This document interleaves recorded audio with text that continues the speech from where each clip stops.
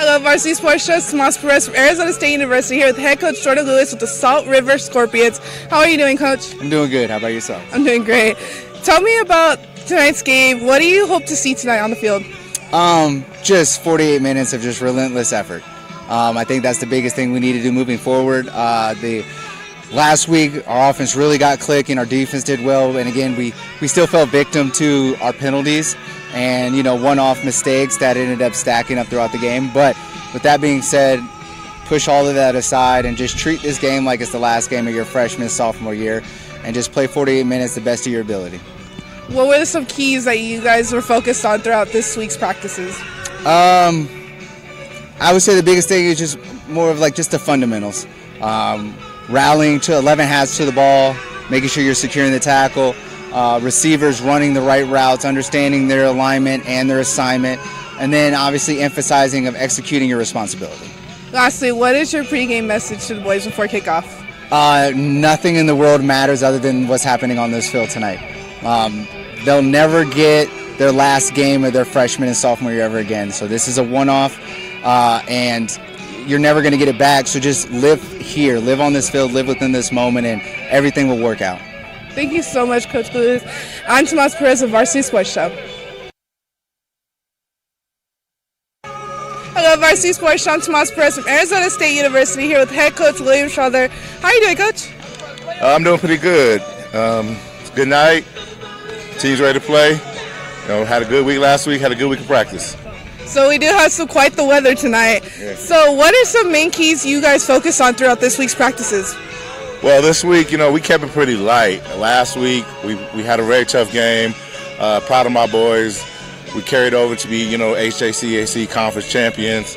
And the message this week was now let's go out there, find out, how we execute, what we've got coming back for next season. So tonight you're going to see a lot of more of our 2s and 3s play tonight because we want to be able to see exactly, their ability, what their development has been, and then making sure when they come back next season, we can also help and coach them up in areas to correct them. Lastly, what is the your pregame message to the boys before kickoff tonight? Pregame message has always been the same. Be a Puma. Make sure the Puma brand you represent across your chest. You do it very well. Your families are watching. Your friends are watching this game. Make sure we do everything in between the whistles and do our favorite line. We do alignment, we do our assignment, and we execute. Thank you so much, Coach. I'm Tomas Perez of Varsity Sports Show.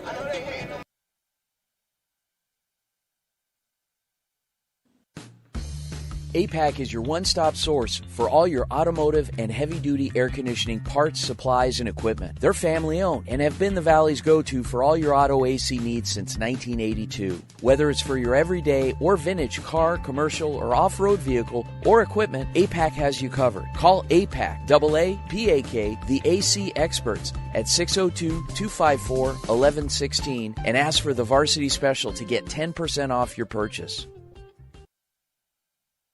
Hey fans, Vince with the Varsity Sports Show. You've had the rest. Now treat yourself to the best Japanese grill in Arizona. It's the Boss. Boss Bachi Japanese Grill in Mesa. Grilled shrimp, steak, and all the best veggies with or without a twist of spice. Sure to please everyone. Dine in or take out. Located at University and Country Club in Mesa. Open daily. 602-859-3759. The Boss. Boss Bachi.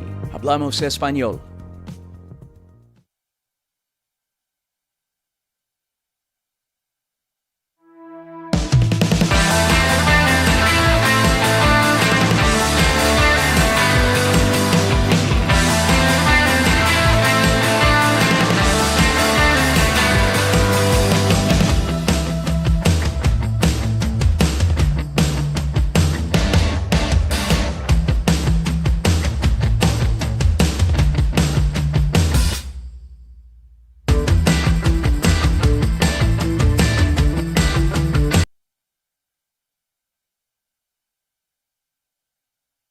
Hello, I'm Andrew Neeram, a junior at the Walter Cronkite School of Journalism and Mass Communication.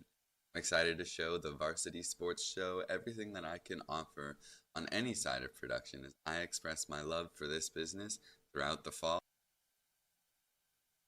Hey guys, Vince here to talk about Angel Dentistry. It's where my wife and I have gone for over 10 years, and we trust them with our routine and extensive dental care because they care. Dr. Amber Angel is an Arizona native, born in the town of Miami, and has been practicing in the Valley over 20 years. For general to comprehensive dental services, call 602-788-2008. Located off of Cave Creek Road just north of the 101 in North Phoenix. Angel Dentistry, proud supporters of our young people and proud partners of the Varsity Sports Show.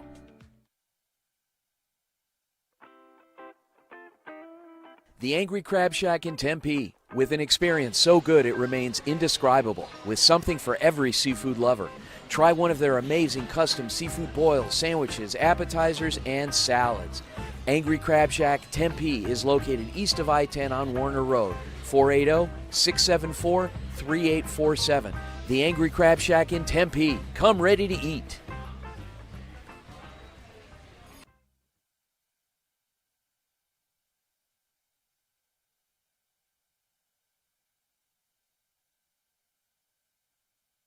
Overwhelmed by crushing medical bills that keep you up at night? Imagine the heartbreak of delaying care for your family because of sky-high deductibles, copays, and surprise out-of-pocket costs. It's a nightmare no one should face.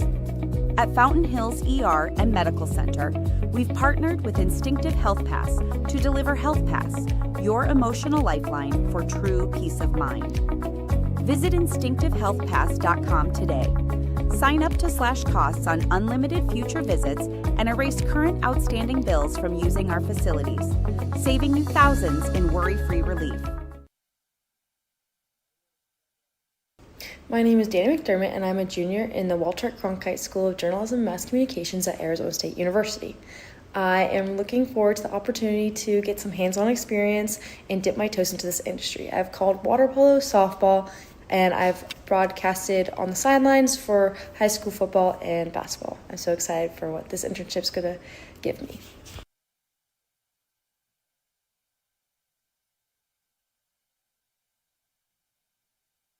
Hey everyone, I'm Jorge Anwajardo, your play-by-play broadcaster for Viva Varsity, the brand new Spanish broadcast of the Varsity Sports Show. We're here to fuel your love for the game, bring you exclusive interviews, and celebrate every play right alongside you.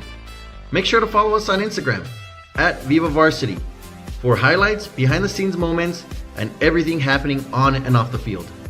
This is Viva Varsity, where the game comes alive in your language.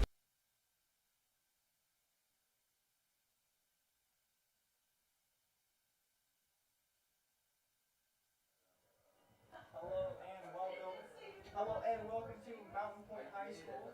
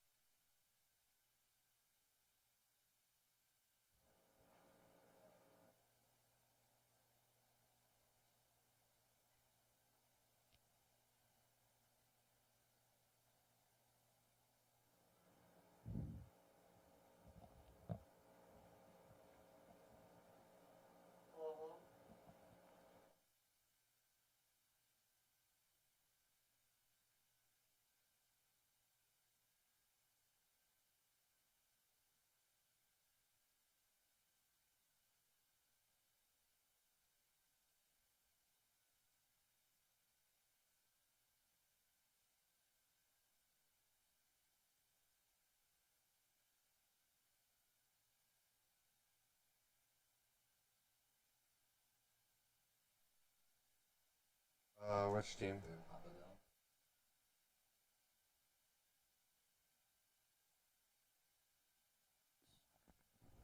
Test, test.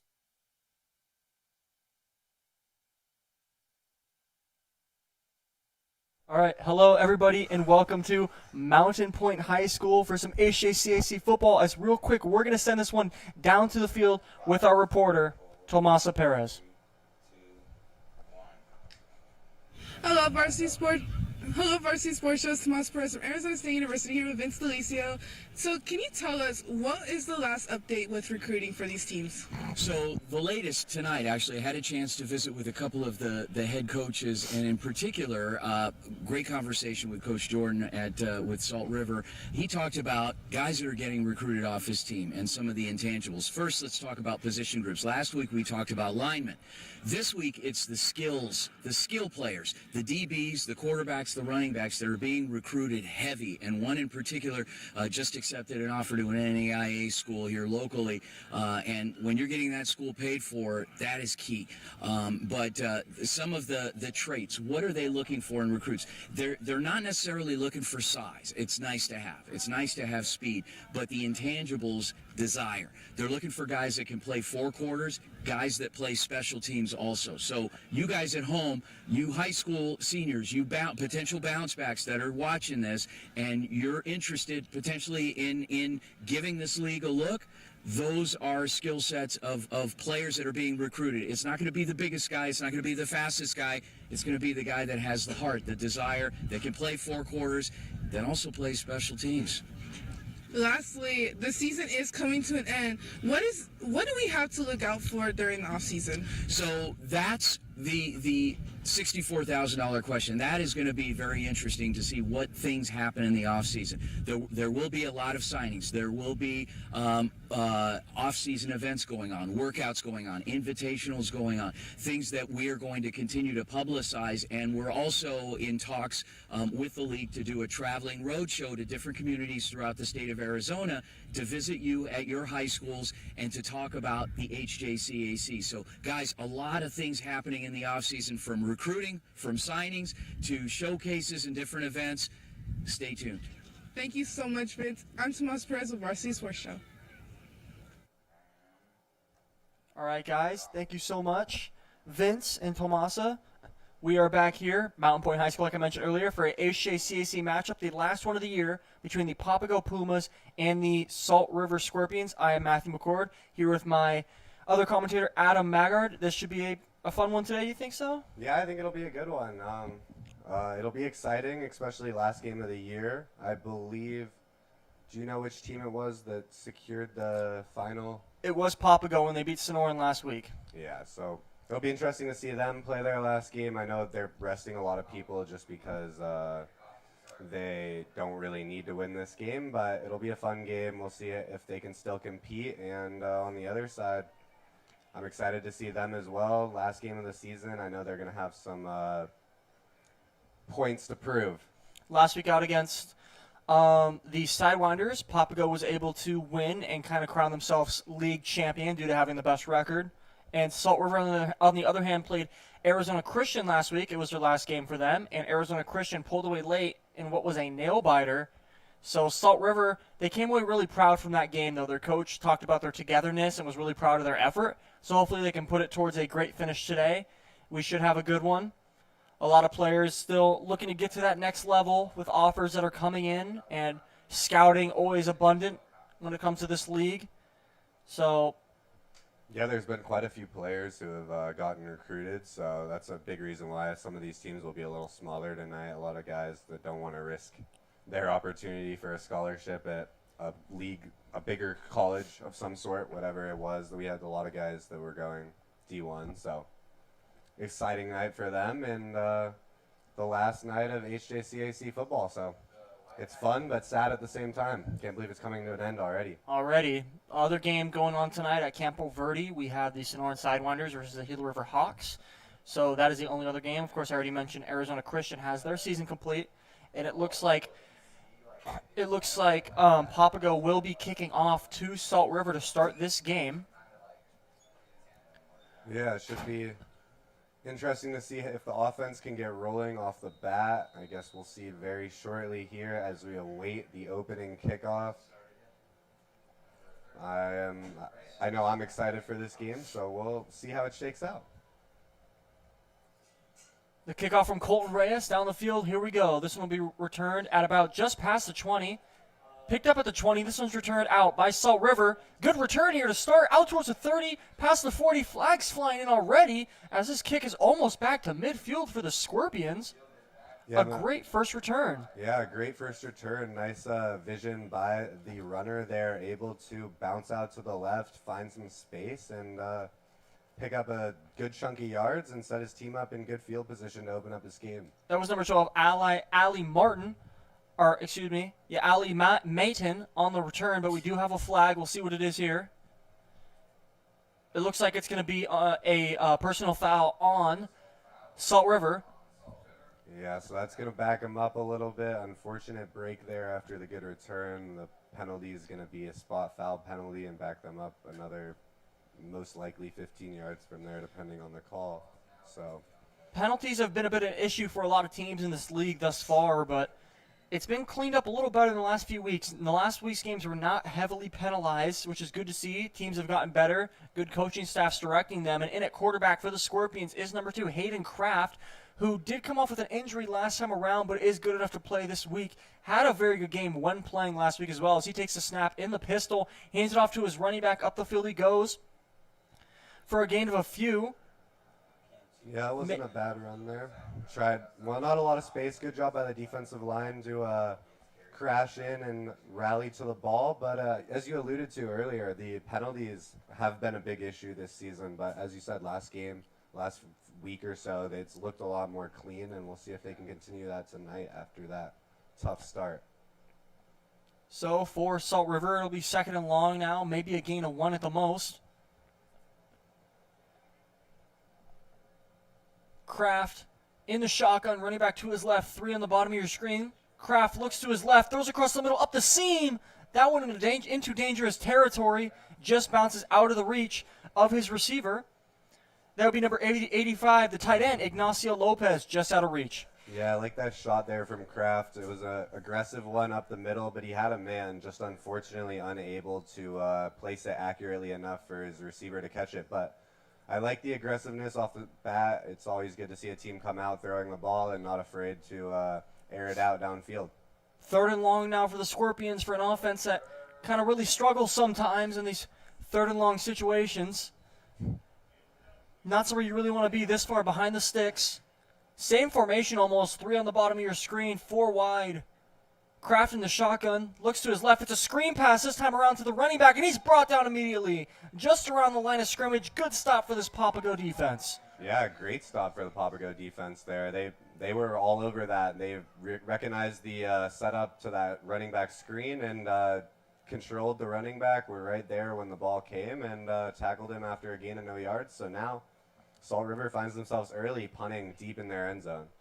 3 and out early for the Scorpions. Not the way you want to start after they struggled to score in the second half last week, especially against a potent Papago offense, which has been great all season long, the best in all the HJCAC. Back to return for Papago's number 4, Cameron Cook, the Williamsfield alum. He's going to let this one bounce up towards the 40. And Papago will take over at their own 40, so solid field position for the Pumas. Yeah, solid field position. Good job by the defense there, forcing the punt deep in their own territory. And now the offense gets to reap the benefits and start in pretty favorable field position around the 42-yard line. In a quarterback for the Pumas is number 17, Brody Snyder, the Mountain View product, 6'3", 180. Looking to keep this offense humming, coming off of last week's great offensive game.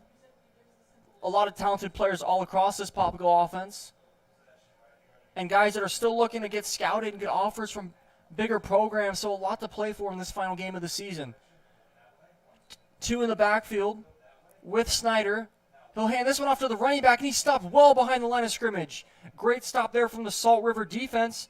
In on the play was number 9, Jeremiah Bustillos. Yeah, Bustillos, nice job there, breaking through the offensive line early and getting straight to the running back and reading the play perfectly. That is going to back them up a few yards and set up a little bit longer of a second down here. But I like what you said. I think the biggest tell in these games so far this season has just been who can get hot at the start and who can just keep momentum going throughout the game. So we'll see if the Pumas here are able to get a little momentum. Bunch formation, hands it off to the running back, cuts it out wide left. Not a lot of room to go. Gang tackled around the 35-yard line. This Salt River defense coming up big thus far. Yeah, good stop there by the Salt River defense. Once again, not biting for the run and just tracking down the runner quickly and early and giving up no gain on that play. That handoff was to the running back Andre Shields, who's also listed as a tight end on our roster sheet. So doing a bit of both worlds. Is just like Salt River, Papago set up in a 3rd and long for this offense. Could be 3rd and manageable still though. 3rd and 13. Snyder in the shotgun takes a snap. He'll look towards the left hash. That one just out of room for his receiver. And just like Salt River, it's a 3-and-out here early for the Pumas. Yeah, unfortunate break there for the Pumas. It looked like they may have had a guy open on that outside edge, but ball was just a little too wide. Receiver was unable to make the catch. But a good job by the receiver getting to the sticks. Unfortunately, not the way the Pumas wanted it to go, but good stand there for the Scorpions as now they await this kick and an opportunity to maybe get something going on this drive. The intended receiver on the play was number 3, Kavion Belcher. Just out of room for him, made a diving play as Papago sends the punt unit on. Back deep for the Scorpions is number 12, Ally Mayton, who returned the kickoff at the start of the game. That was called back for a flag. Papago getting their punt unit set. Nope. What's happening? Oh, I don't know. Looks like a penalty against the Pumas. You're going to back him up a little bit of a delay of game there. It is a delay game on the Pumas, so that's going to set them back 5 yards. Well, that's going to play in the Scorpions' favor now. We'll see if this punt's a good one. They're going to want to put some juice on it. The punt is off now. And this one, end over end kick, a pretty good one, soaring towards the right hash. And the returner is just going to let that one go. Mayton, as Salt River is going to take over from about the 17-yard line. A great punt from the Pumas. Special teams been a key factor here early. Yeah, that's absolutely right, Matthew. Good punt there, and it takes a favorable roll. Rolls all the way out to around the 16-yard line, and that is where the Scorpions will retake offense and try to get a little more going on this drive than what we saw on the last drive that stalled pretty quickly. So for the Scorpions, back out trots number 2, Hayden Kraft, and his set of elite playmakers. Kraft in the gun again, expecting not to see a lot of under center tonight. As Kraft takes a snap, throws over to the side, and that was picked off by Papago, and taken to the end zone. Touchdown Pumas, number 2, Jay Martin Jr.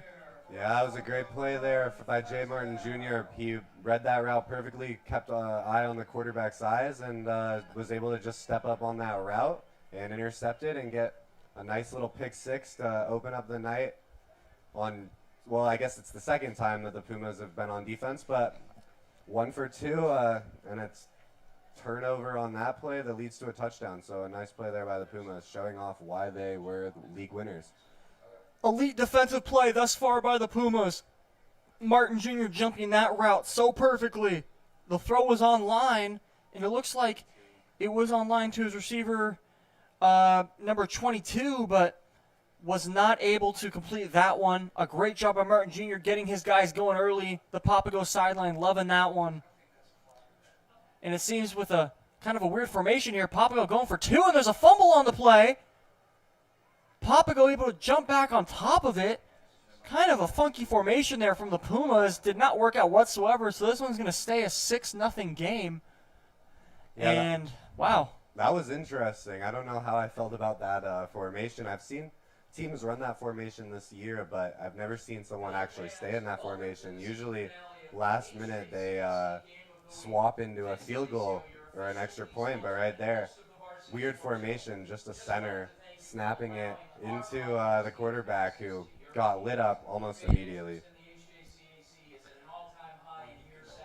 On the kickoff now for the Pumas. Number 15, Brody Shaughnessy.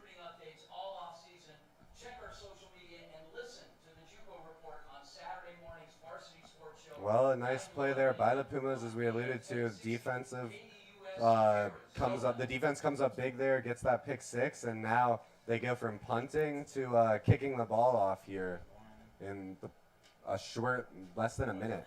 Excuse me, it is Colton Reyes off with the kick now for the Pumas. See if he can pin them deep like he did last time on the first kickoff of the game, and it's a bit of an onside squibber. Floating kick, picked up by Salt River, cutting across field are the Scorpions, cuts back now. That one not doing a whole lot, just past the 20. And once again, great special teams from the Pumas. Yeah, I believe that was Noah Cox on that return. A nice run there, able to get up to around the 22-yard line. And now the Salt River Scorpions offense retakes the field, and this time looking for a little better than an interception. So we'll see if they keep going to the air, or maybe they try to settle it down with some ground game here on this drive. Ground game could help big time. They tried to run it on the first drive, didn't really do a whole lot, but might as well after what happened last time around, right, with the pick six. Yeah, absolutely. I think you run it a few times and maybe try to set up a play action where it's less of a risky ball. I was going to mention that. Set up the play action with some run. Could help out the passing game, which has struggled thus far. Kraft is going to set up in a jumbo formation, and this is going to be a handoff to the running back. Running back cuts left, nowhere to go. That one was to Fernando Ramirez. No room, suffocating by the Papago defense. Great job by the Papago defense. They've looked really good so far tonight, especially against the run. So gonna force the Scorpions into throwing a little more than they may like. We'll see how that goes after that interception early to start the game. Salt River once again well behind the sticks, second and long now. A gain of a loss of about 5 yards on the play on first down for Salt River, trying to get something new going and just unable to find the rhythm at the moment through either form of the offense, passing or running. Kraft takes a snap, throws over towards the sideline. That one is broken up and incomplete. Throws into a group of guys. Yeah, I don't know how I felt about that decision there by Kraft. Kind of a risky throw. Lucky that one didn't come down intercepted, but a little breath of fresh air, and now a long third down. We'll see what they come up with here. Definitely going to be a passing situation, but you're not going to want to throw anything too risky, especially after that last interception that put the Pumas up 6-0. It's about 3rd and 15 for the Scorpions. Not a whole lot in the playbook for something of this down and distance, but you got to try something now. Already on 7-0 early in this game.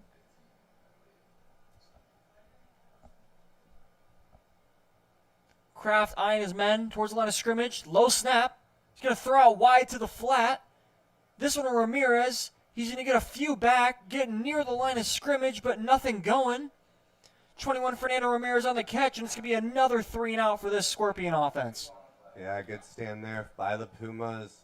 Also a good run and a nice move by the running back there, but the defense stands tall, rallies to the ball, and now, once again, as you said, the Scorpions punting back to the league-winning Pumas. We'll see what the Pumas can get going here. Pumas have been elite thus far defensively. We'll see if they can get the offense cooking out. Back for the return for the Pumas is number 4, Cameron Cook, who did not return the first time around, just let it bounce. As this is a pretty good punt, well out towards the 40. Cook going after the ball, trailing it, but he's going to let it go past the 20. A great punt, switch of field position for the Scorpions. These punters so far, Adam, have been balling out. No, you're absolutely right. That was another great punt tonight that we've seen a few of those, and that one landed about the 40-yard line and then rolled out 20 yards. So a nice little bump and run there, and works out. Papago will start from their own 17. Salt River on the first drive able to get a good stop. They were easily able to stop the running game after Papago ran up the middle the first time and tried to cut it to the edge the second time, neither working. We'll see if they try to get the passing game going now after the one incompletion as well. Yeah, you're absolutely right. The run, both teams have looked good against the run so far. We've only seen this Scorpions defense once so far, but they looked good in that opening drive. Now, second drive, we'll see if they can continue their success. Huge chance for Papago to really gather the momentum in this game, especially already up 7-0 early with a huge electric play. For Salt River, it's going to be trying to eliminate the big plays as there seems to be a flag as well, so we're going to push Papago back more yards. They're going to start from their own 9-yard line. Way back there are the Pumas, and a long way to go. 1st and 10 now, as Brody Snyder in the gun with the running back to his right. We have 4 wide, 2 on each side of your screen, sends a man in motion. There could have been a jump for offsides there, but throws to his receiver that was in motion. Almost looked like a backwards pass there. That's what I thought. But no one. And it is a backwards pass. The ref is standing at the spot of the ball, so this is going to be a fumble on the Pumas, and it's going to set them back about another 5 yards. Wow, that's a bad break there for the Pumas, who already got pushed back by that penalty, now only on about the 2 or 3 yard line. We'll see what they can do here. Might have to run the ball and try to give your offense a little bit of space to operate. Rough opportunity now, or rough situation, for the Pumas is Salt River should be able to jump on this opportunity. A chance to get back right in this game. For Salt River, it's going to be about kind of eliminating the big plays, and so far they gave up one in a pick 6. That's going to be their best way back into this game. For such a high-powered Papago offense, you cannot let them get explosive through the pass game. From their own end zone now at the 2-yard line, Salt River could be bringing pressure. They're showing it, but will they back off? Ooh. And Papago gets them to jump. Oh, they rule it a false start, I think. And that backs them up, what, like a yard? It is a false start on the Pumas. It's going to be half the distance to the goal, and they're going to be set back from the 2 to the 1 yard line. Not the costliest penalty in the world, but when you're at this situation, anything matters. Yeah, it's still only second down, so they still have the opportunity to run the ball here, try to give the offense a little space to work with. But if you're the running back, you've got to make sure you run forward. If you run backwards and get tackled in the end zone, that would not be pretty. We'll see if they can get something going here, backed all the way up at the 1 yard line.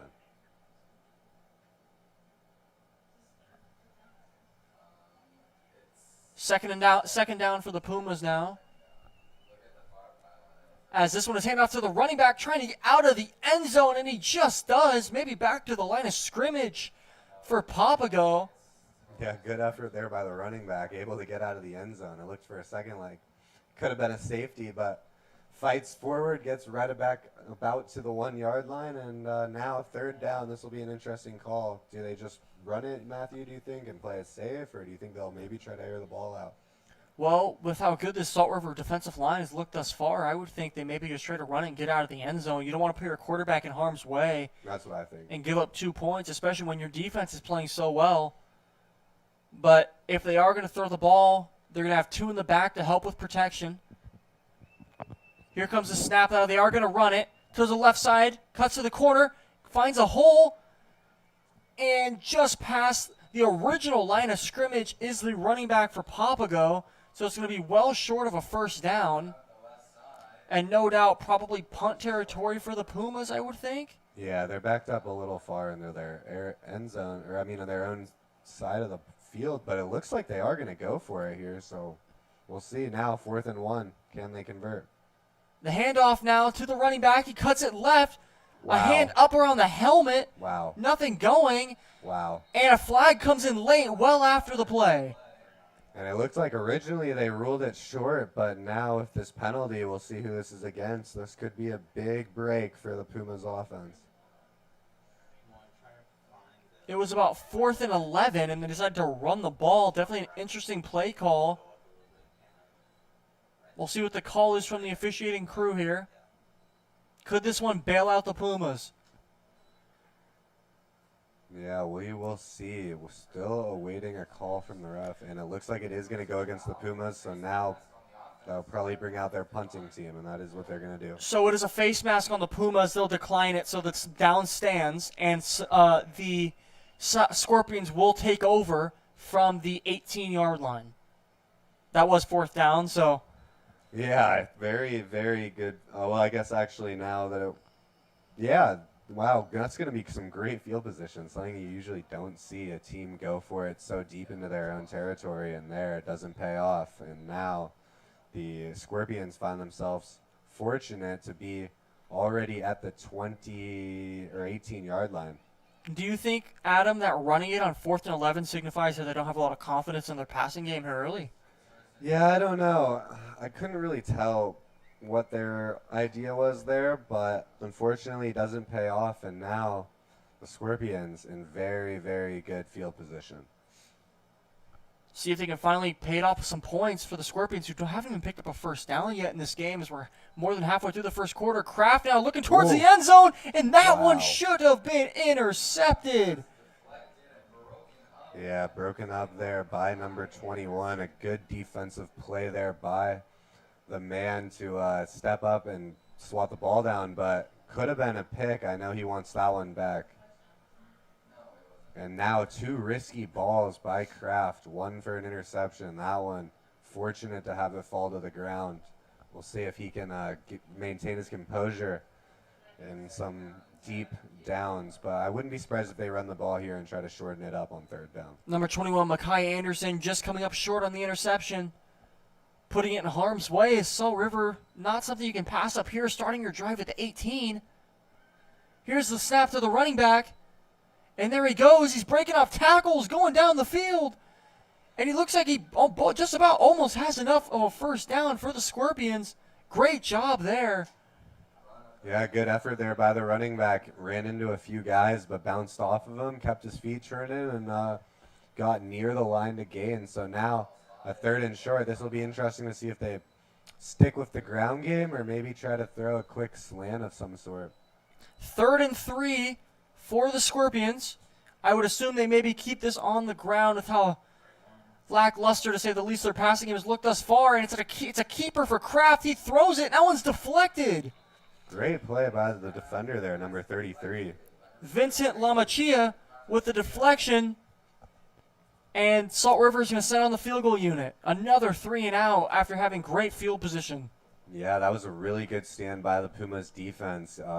Not put in the most favorable of positions, but there, once again, forcing a 3 and out, and now the field goal team will come out and try to put 3 points on the board and try to make this game a 1-score game. I mean, I guess it was already a 1-score, but a 1 field goal game.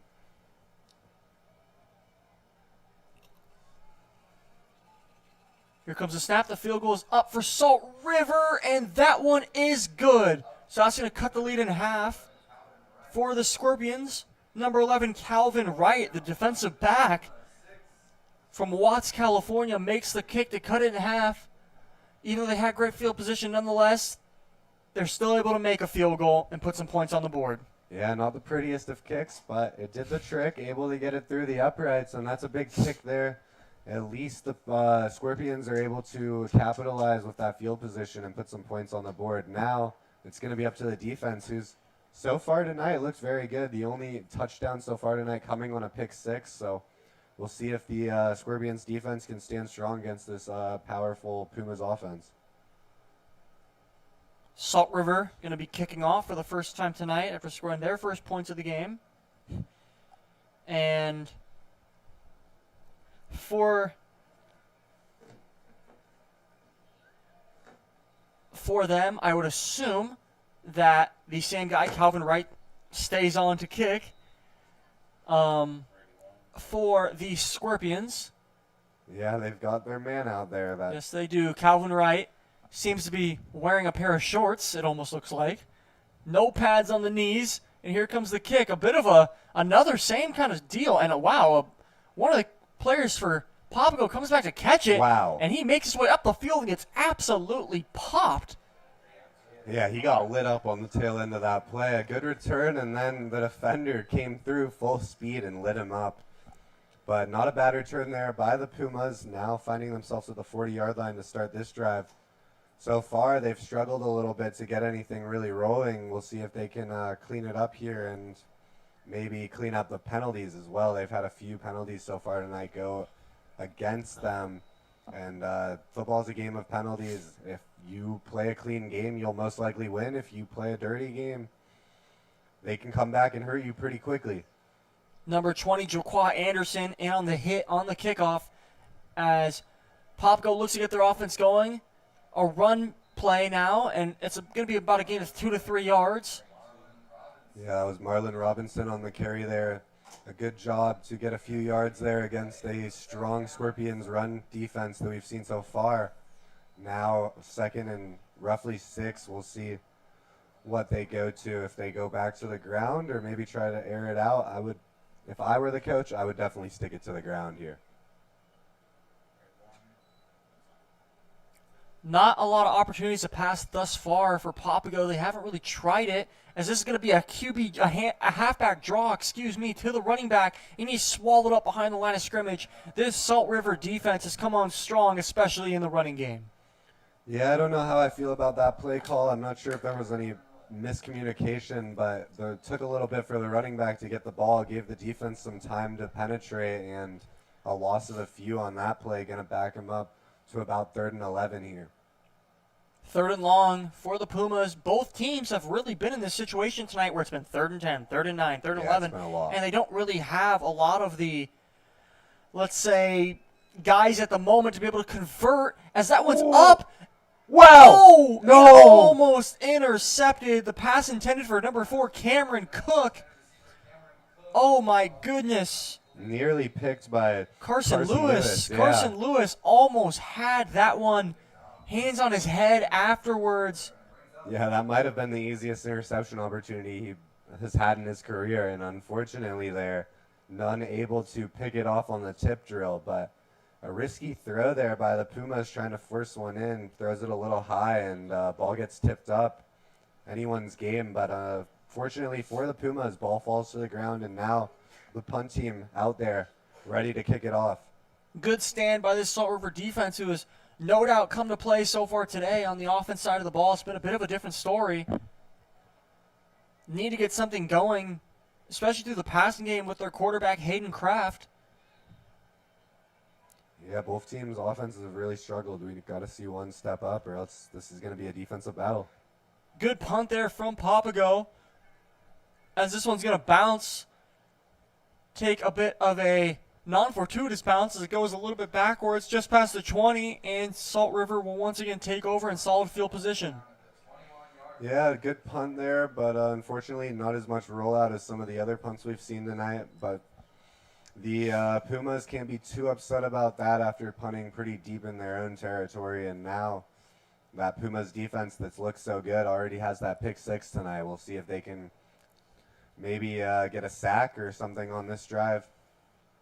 We have a few guys warming up on the Papago sideline, throwing the ball around. Maybe we could see a quarterback change early in this game. Would not be surprised to see it.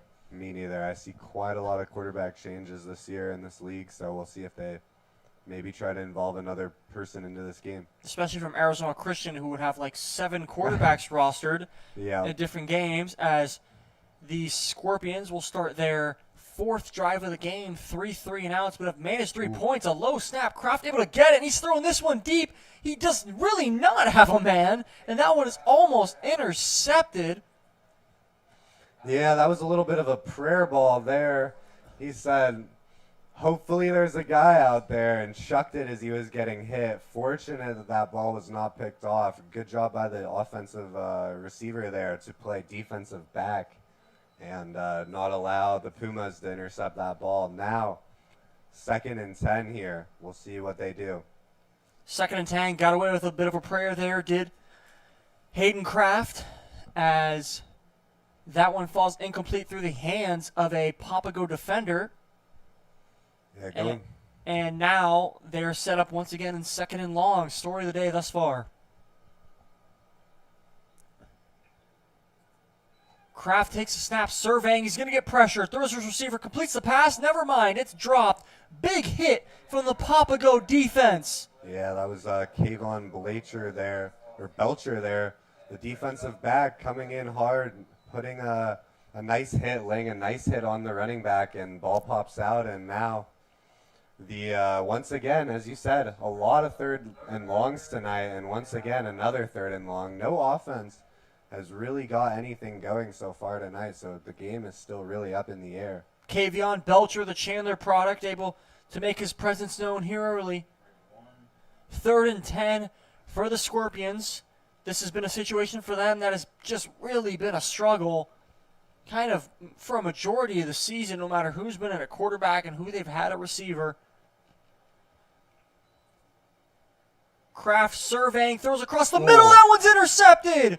And this one's going to be taken to the house. Number 7, Taylon Jensen on the interception. 2 pick sixes here early.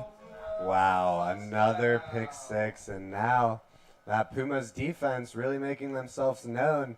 2 touchdowns defensively, none on offense. So quite a play there by number 7, Taylon Jensen, able to put that ball in the end zone on the pick. Nice play once again by the Pumas defense, and now it looks like they're going to come back out in that really funky formation. We'll see if this time it pays off. That really funky formation. Yes, it is. The funky formation. That's what we're going to call it from now on when they score a touchdown. All their touchdowns may have to come through pick sixes tonight with the amount of offense we've gotten so far. It's kind of funny the way that they're snapping it, too. I don't think I've ever really seen that. Yeah, it's a bit of a weird one. And it's going to be an illegal formation. I would assume that, of course, Salt River is going to shut this one down and decline it. Yeah, I don't know what they're doing out there. It seems a little extra, in my opinion. But I guess they have their ways, and they're, unfortunately, most likely in a legal formation. Oh, they're going to say a false start. So it's a pre-snap penalty, so they'll get another chance to run a play here. That is true. Another fader out. That looks like what they want. I understand why you line up in that formation, but it also, I've seen people do it in the NFL, and it always allows the defense to really put some pressure on the quarterback. And so far tonight, neither quarterback has really looked good in the air. So it wasn't a legal formation on the Pumas, so Salt River was able to decline the illegal formation. 2 touchdowns, 12 points as a result for the Pumas, who have a 9-point lead now. 2 defensive touchdowns, 2 pick sixes through the air for number 2, Hayden Kraft of the Scorpions. And this is where you maybe could have to start to think about a change maybe at quarterback for the guys that are left on the roster that haven't moved on to bigger and better things. Yeah, that's absolutely right. Unfortunately tonight, not a full roster for either team, but we've seen quite a defensive battle so far tonight. Both defenses still look very in tune.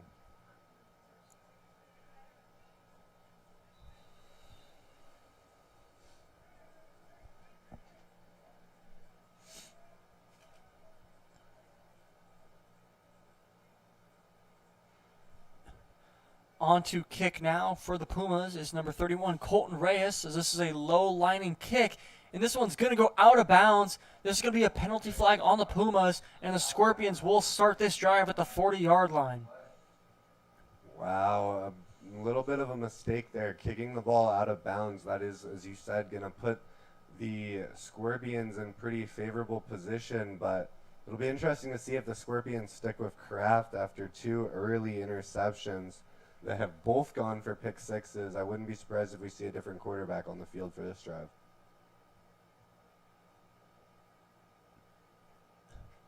Trotting onto the field at quarterback for the Scorpions. Yeah, it looks like it's going to be number 19, Richard Bean. Number 19 of the Scorpions. Richard Bean on the 6'2", 230-pounder from Yuma, Arizona. On now. Seen him play a few times this year. Came in for a injured Hayden Kraft last game. As that run play is going absolutely nowhere. 3 players for Papago are there to make the tackle. In on the play, it looked like number 20, Vernon Harrison Jr. was the main guy. This defense for Papago has just been incredible so far tonight. Yeah, you're absolutely right. It's been quite a showing for the Papago defense tonight. Once again on that play, Talon Jensen making himself known, getting in on that tackle, and now a loss of yards to start the drive. Not what the Scorpions want as they look for any momentum on offense after 2 early pick sixes. Bean going to line up in the gun now with a running back out to his right. 4 wide, 3 at the top of the formation. They're going to let Bean throw it, and he's going deep. He's got a man. That one's caught way out across the 35-yard line. Number 29, Heaven Duran with that catch there. A nice play by Duran, able to get some separation and give Bean a nice, easy target, and a nice throw by Bean, able to find his man right on the line of, or out of bounds area. Heaven Duran on the catch.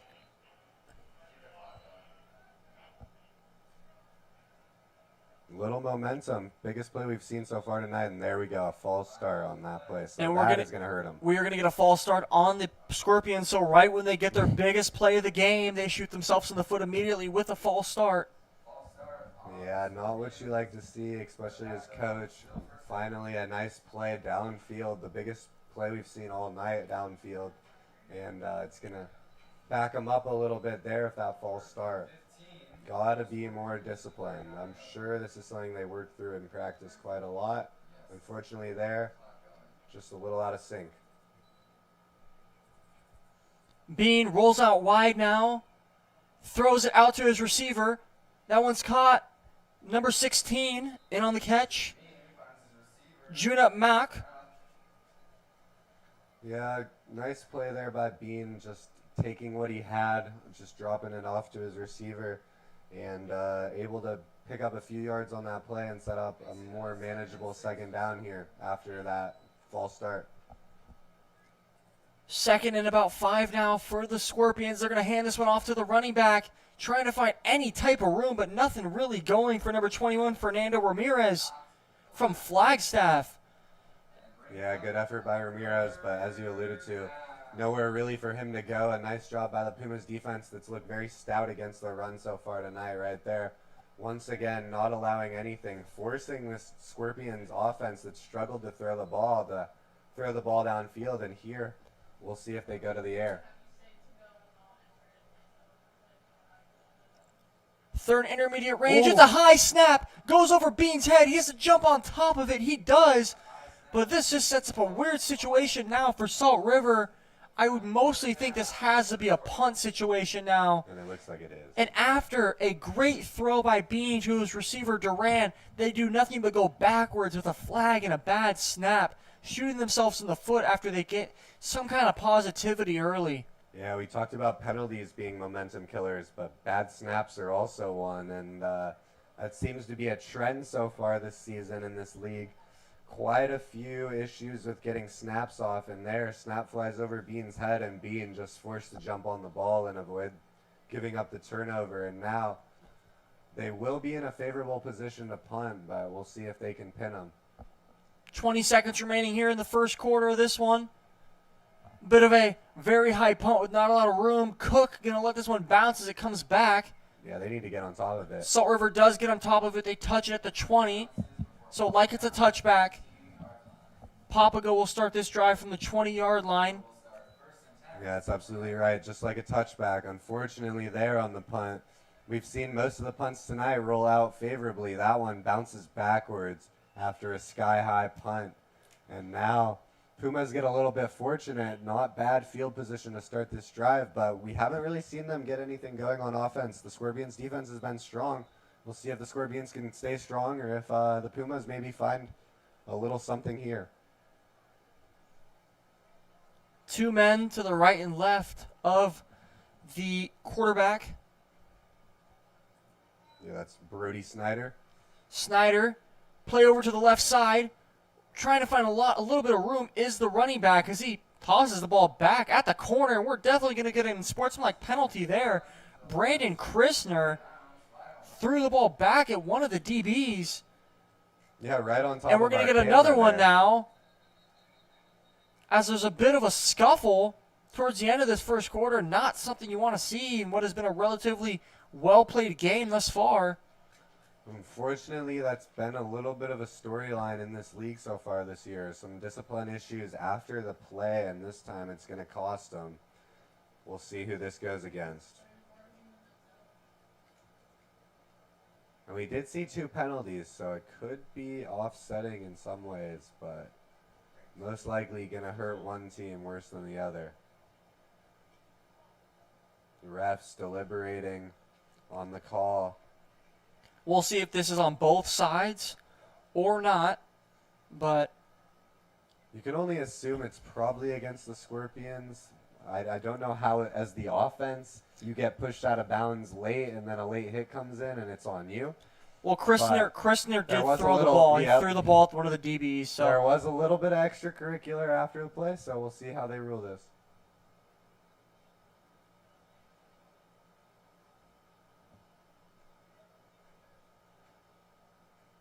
On sportsmanlike conduct on number 0, Brandon Christner of the Pumas is the only call on the field. Wow, Scorpions get lucky there. Call goes against the Pumas, and that's going to help the Scorpions defense out quite a bit. Now the Pumas find themselves backed up once again, very deep in their own territory. This time, luckily not at the 1, but at the 9-yard line. Not ideal, but that will be the end of the first quarter.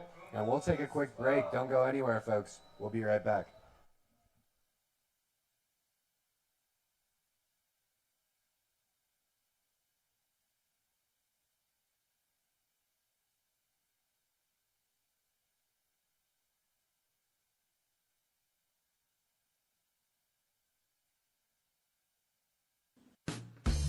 HJCAC is your one-stop source for all your automotive and heavy-duty air conditioning parts, supplies, and equipment. They're family-owned and have been the Valley's go-to for all your auto AC needs since 1982. Whether it's for your everyday or vintage car, commercial, or off-road vehicle or equipment, HJCAC has you covered. Call HJCAC, AAPAK, the AC experts at 602-254-1116 and ask for the Varsity Special to get 10% off your purchase.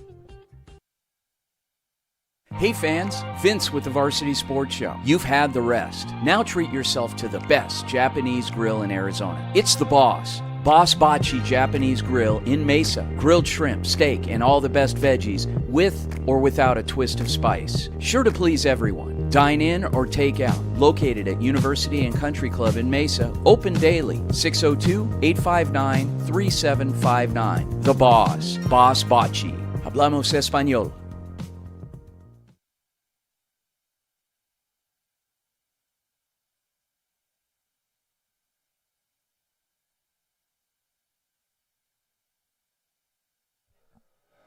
Hello and welcome back to Mountain Point High School here in Phoenix, as Papago will set off on another drive now as the running back cuts it out to the right, and a great tackle by the Scorpions in on the play. Yeah, I believe that was number 5, Carson Lewis there. Big tackle, as you alluded to. If he didn't make that tackle, there was a little bit of green grass in front of the runner, but a nice tackle by the Scorpions defense that's looked very strong so far, and that's going to bring up a 3rd and long here. 3rd and long now, especially after the 15-yard penalty too on the play before. That does not help. It's 3rd and a mile for the Pumas. Not a whole lot to call here in this situation for a team that struggles throwing down the field. Could see them play it safe and maybe throw a screen or just run the ball again. Yeah, it looks like it's going to be about a 3rd and 19, so going to need their receivers to run about 19 yards deep, and we'll see if they're able to do that. Does he have the time to let them do that in the pocket? We'll see.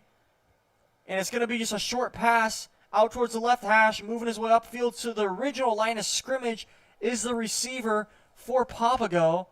Number 3, Kavion Belcher there, but unfortunately nowhere to go after the catch, and the Scorpions defense stays strong once again, forces a 3-and-out, and now out comes the punting team once again for the Pumas, who have really struggled to get anything going on offense, but the defense putting the team on their back. 2 touchdowns, and the Pumas find themselves up 12-3. All of the offense thus far coming by way of the defense on 2 pick-sixes and a field goal that was set up by a turnover on downs. On to punt now for the Pumas. And that one, he's going to get tackled. Wow, that one was going to be blocked. The punter retreats and is tackled at the 2-yard line. Unbelievable. It's definitely been a tale of special teams and defense tonight, and right there we see the Scorpions special teams coming up big. Was, as you said, going to block the punt, and then punter realizes it, pulls it down, tries to do something with his legs, but ends up running backwards, and now this is exactly what the Scorpions offense needed.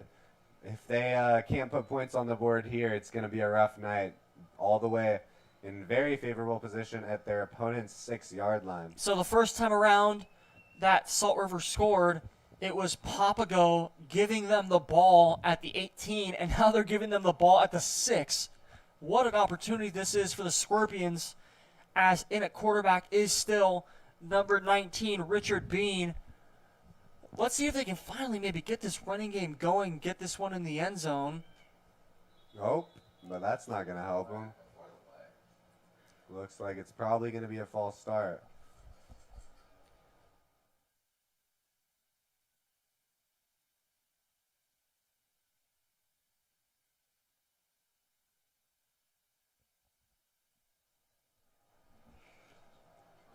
And now that's going to back them up a little bit. So a little bit of break for the Pumas defense, who were not put in the most favorable of positions, but have come up with 2 picks tonight. We'll see if they can do that once again.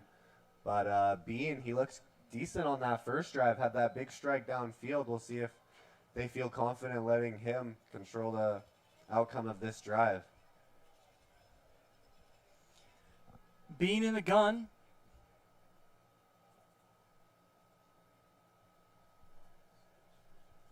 He'll take the snap now. Play action of the running back. Ooh. Finds a juke, trying to find rhythm, and he's brought down. As we get a flag now on the play. Yeah, it was a crafty little move there by Bean to avoid the first tackle, but the defense by the Pumas just rallying to him and giving him nowhere to go after that juke. And now that's going to bring up a little bit longer of a second down here, but that flag, we'll see what that's all about. Coming in at the very end of the play.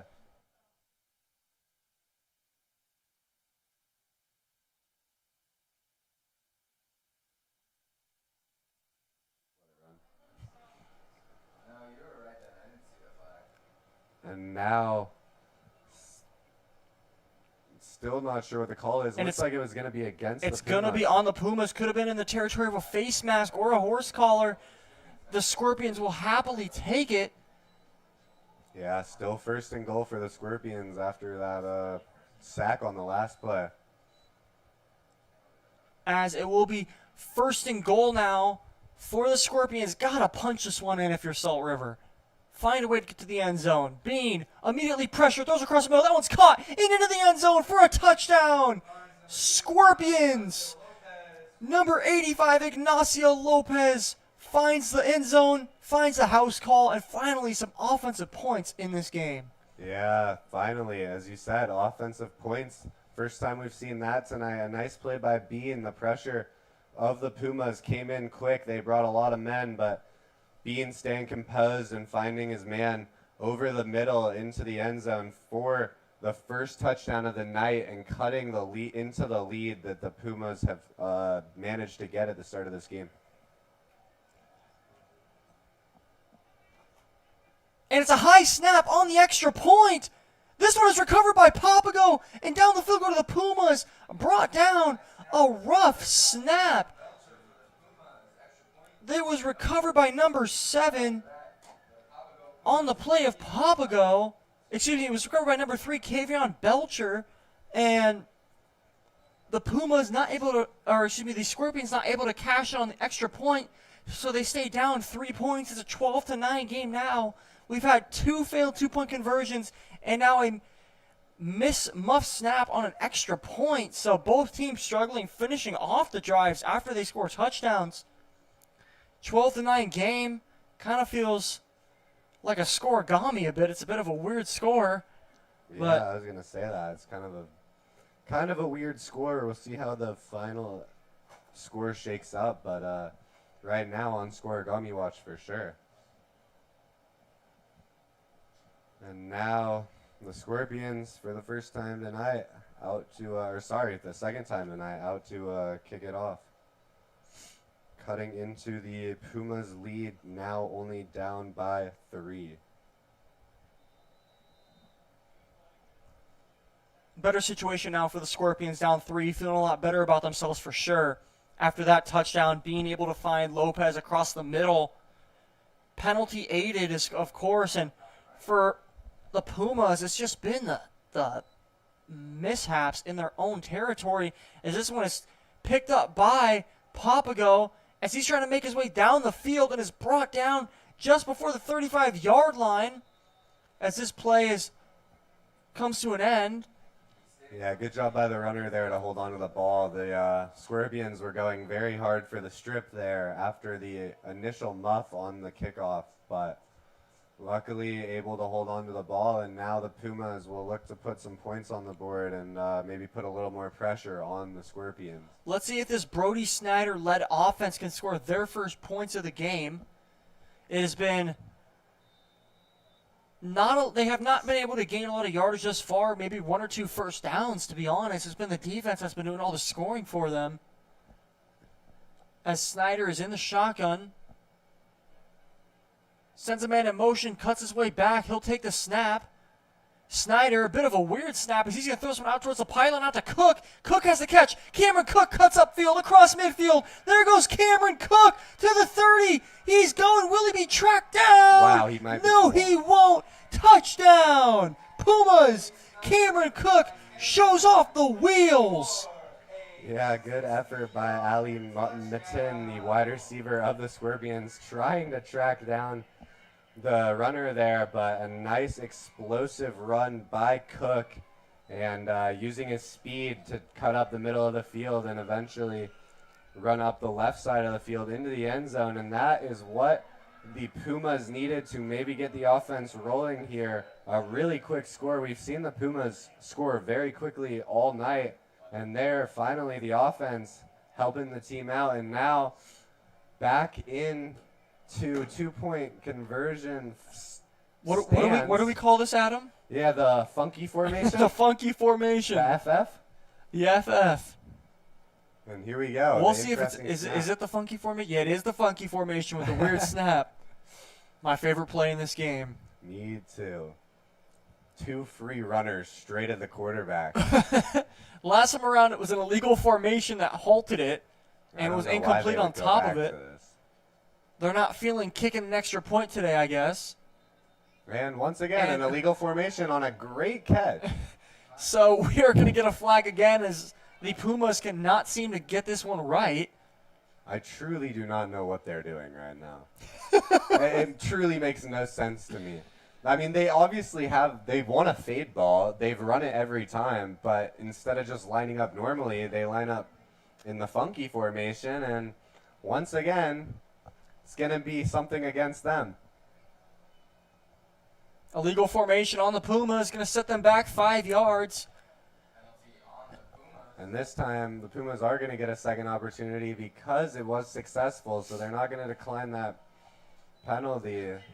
We'll see if they're able to maybe run a normal formation on this play. No, they're back in it. No, they're coming around back to the line of scrimmage. See, I've seen this season, but I've never seen them stay in that formation. This is just the formation. No funky to it. This is just a regular formation. No funky to it. Nothing extra here. Looks like they're going to kick the field goal, extra point. Number 31, Colton Reyes on to kick the extra point for the Pumas. Oh, never mind. Oh, here we go again. This is entertainment here, folks. pure entertainment. I do not know what is happening. Coach signaling different things to the quarterback. Oh, bad snap. And we're going to get another flag. Another illegal formation, and this time I'm assuming they're going to decline it, and that is going to be a failed two-point conversion once again for the Pumas. The unwavering opinion of coach to not kick extra points, as that one is an illegal formation. It is declined, and we are going to have a 18-9 game with 10.5 minutes remaining in the second quarter. A really slow-moving game thus far. This game started well over an hour ago, and we're just 5 minutes into the second. Adam, what have you kind of liked thus far for maybe some of the defenses? I mean, I've really liked their ability to stop the run. Both defenses have been very strong against the run. Not too many big running plays tonight, but both teams need to clean it up in the passing game and the throwing game. In the passing game, we've seen a few interceptions and a few risky balls on both sides, and we have seen 2 shots on each side pay off, and we'll see if they can maybe capitalize on that momentum and get a little bit of confidence back in the pocket. I still am a little confused on those 2-point conversions. They're very much going for that scoregami tonight. Now scored 9-18, 9-point game. All right, so Pumas on a kick. It seems it will be number 31, Colton Reyes, on to kick for the Pumas. As long as they don't line up in any weird formation on the kickoff. No, they probably will. It seems to be normal to me. Looks normal. We'll see if they sneak in an onside or something here. A little squib kick. Wouldn't be surprised. As it is a bit of a loopy kick, and this one goes out of bounds, so it's going to be a flag. And we're going to start from the 40-yard line. The Scorpions are going to have really good field position. I don't know what they're doing. Another kick out of bounds. Second one we've seen tonight, and that is going to put the Scorpions into very favorable field position once again. And I don't know. This has been a really weird one tonight, Matt. But here we are. 10 minutes to go in the second. As we have 10.5 minutes remaining in the second, and the Scorpions trot onto the field.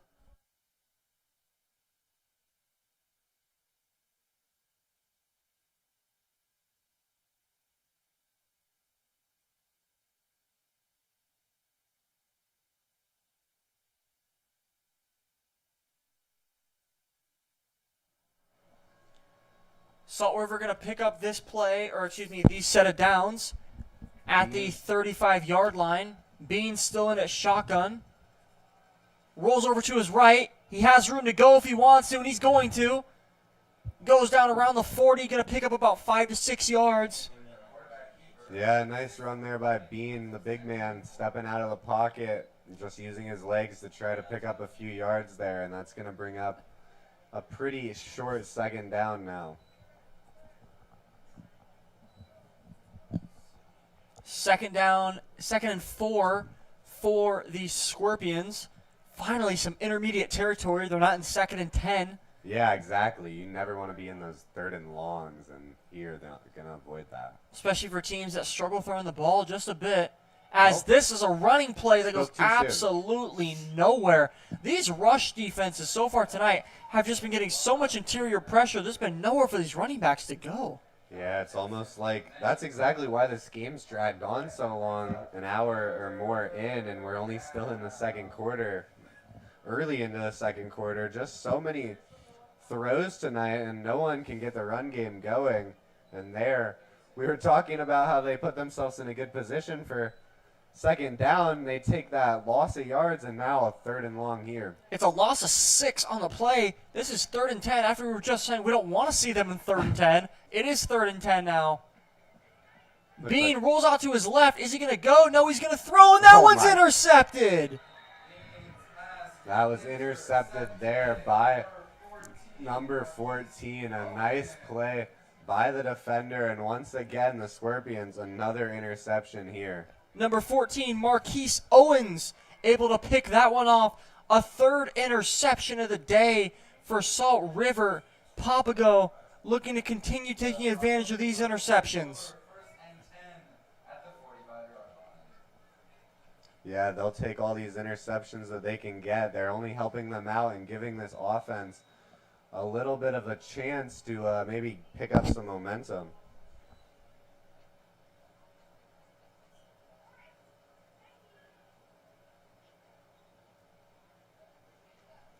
Papago now just across the 50 at the 45.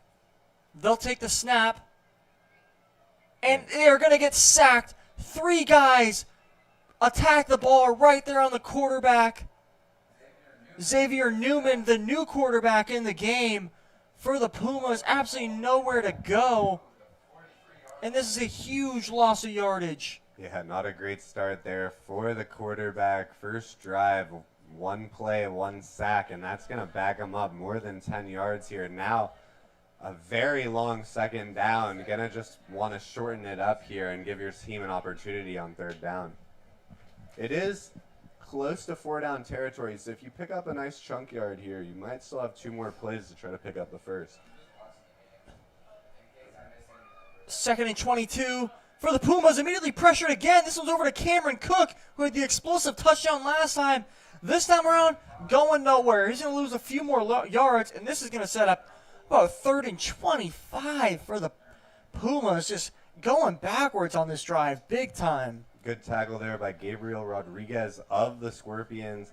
Able to tackle number 4, Cameron Cook, in the backfield, and another loss of yards for the Pumas, who have really struggled to get anything going besides that deep shot they had to Cameron Cook earlier. 3rd and 25 now for the Pumas. Newman in the gun. We'll see if they just try to play this safe. They're going to let him throw it downfield. He's going to throw over the left hash. Need to break a tackle. Gets off of it. Still going. Still going. Wow. Wow. And we got a flag coming on the play really late. Can only assume that's most likely a holding on the offense. But a good effort there by the receiver nonetheless. Making a lot of players miss. But unfortunately, when you're backed up to 3rd and 20 plus, not a lot of hope when you throw the ball that short. Brandon Christner in on the catch for the Pumas. We'll see what the call is. I'm going to guess the call is going to go against the offense, but we will wait and see here as the ref ready to signal.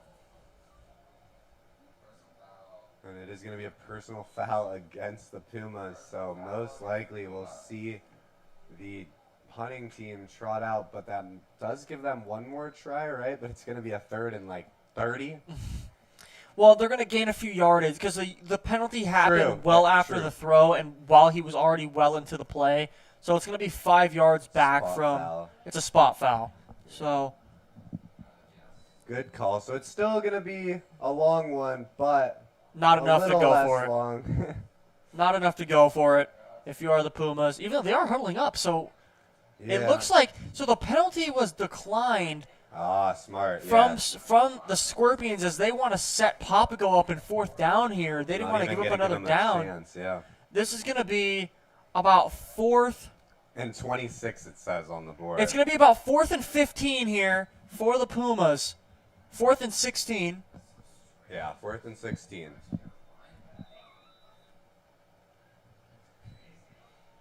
The Scorpions wanting to set the Pumas up in 4-down territory. Yeah, the Pumas the Scorpions defense has looked good. Now a long 4th down here. We'll see if they can stand tall here. 4th and 16 for this Puma offense. Newman takes a snap and shotgun. He's throwing it deep down to his receiver. And that one falls incomplete. Great defense on the play. The targeted receiver was number 12, DJ Franklin. Yeah, that was a risky throw there. Good defense by the defender, number 27 there, Jaron Dory, but a nice effort by the receiver. I thought maybe that was going to be a play where the receiver turns into the defensive back, but the receiver almost had an opportunity at that. Unfortunately, ball falls to the ground, and now the Scorpions offense going to trot back out there in pretty favorable field position at the 49-yard line of the Pumas. Number 5, Carson Lewis, also in on the play there. So great defense all around for the Scorpions, who need to pay this one off with points. We're under 6 minutes remaining now in the first half, and they have great field position at the 49 of the Pumas. Yeah, we'll see if they can avoid another interception. Already 3 tonight for the Pumas defense. Bean 1 and Kraft 2. See if Bean can stay confident after that interception. Bean now going to take his drop back and a scramble. He's going to throw across the middle. And that one's bobbled around and dropped by his receiver, number 29, Heaven Duran, who had the big catch earlier and not able to hold that one in. And it's going to be 2nd and 10 now for the Scorpions. Yeah, an unfortunate drop there by Duran. Got a little too focused on watching what was happening around him. Didn't secure the ball. Ball pops out, and that's going to bring up a 2nd down and 10 here for the Scorpions, who really need to get something going after that one big play they had earlier, then an interception, and now got to have short-term memory here and try to get something going in the air. Bean going to run this one with the running back, but just like all night, it's been the same situation. Nowhere to go. If anything, Jets gets back to the line of scrimmage, and this is going to set up 3rd and long. Once again, for the Scorpions as we approach 5 minutes remaining now in this first half.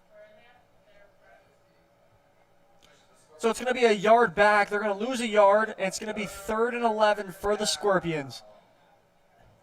Okay, yeah, I was a little confused there for a second, but Bean was just over getting a call from his coach. I wasn't sure if they were changing quarterbacks, but it looks like Bean is going to stay in, and now another 3rd and long. It's been a trend tonight.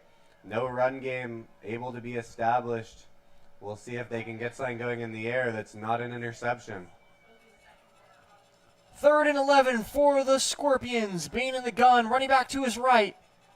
Far drop back, he's pressured, throws across his body over to the left hash. That one incomplete. Over to a group of guys. It seemed to be number 16, Unit Mock, was in the area, and so was number 25 on the play. Number 26, Noah Cox. Nowhere to really, bring that one in for the Scorpions, as they're going to try out the punt unit now. Good defense by the Pumas. Yeah, as you said, good defense by the Pumas. A little bit of a risky throw there by Bean. Fortunately, ball falls incomplete, and no interception there for the Pumas defense that's been a ball-hawking team tonight. Now, Scorpions punting yet again. Can't get anything going on offense, but it's been a tale of the same for both teams. No offense, a lot of defense.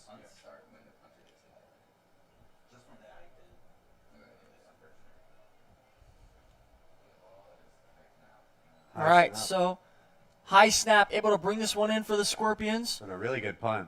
It is a good punt as Cook takes this one at around the 15-yard line. He's breaking tackles. The all-elusive Cameron Cook brought down at the 20. A long way to go for a gain of 5 as the... It looks like the kicker may have been the one who made that tackle. That's pretty Did he funny. make his way all the way down? Yeah, I believe that was number 33 on the tackle, and that's Hasbar Abdul, the kicker, making the tackle there after a risky, non-fair catch by the Pumas. Somehow able to avoid that initial tackle and try to get a few yards, but tackled from behind by the kicker, number 33, Hasbar Abdul. All right, so the Pumas, 4 minutes remaining now in this first half, are going to be set up from their own 20. Already up 2 possessions in this game, score of 18-9, with 3 failed 2-point conversions / extra points. 3 illegal formations. Yeah, that's why it's 18 instead of 21. Here we go. Newman throws across the middle. That one's caught by his receiver, number 12. Up the field he goes. Number 12, DJ Franklin. There goes Franklin, still going across the 20. And the Pumas' explosive offense is getting going once again. Yeah, nice play by the quarterback there. Just able to dump it off to Franklin. And Franklin able to use his legs and find some space up the middle of the field, eventually cutting towards the left side of the field. And setting up the Pumas offense in very favorable field position after that super big game there by Franklin. Papago in a great situation now. And now a whistle before the... Okay, never mind. Newman, a little toss play to his receiver. He's finding room up the field as a flag's now going to come in to stop this play. And a little bit of extracurricular after the play.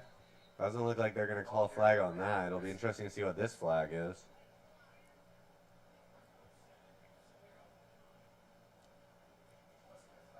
We really appreciate everyone for tuning in tonight, folks. It's been quite a slow start to the game. A lot of passing, not a lot of run game being established, and here comes the call.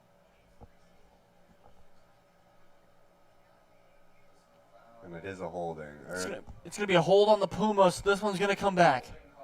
Right again, after a really good play, they shoot themselves in the foot with a penalty, setting up 1st and long now. Hasn't that been the trend all night? Big plays by both teams, and especially the Pumas. They've really struggled with this. They get one big play. Looks like they're going to be in favorable field position. Then shoot themselves in the foot, as you said, on a holding. That's going to back them up quite a ways, and now a long 1st down here.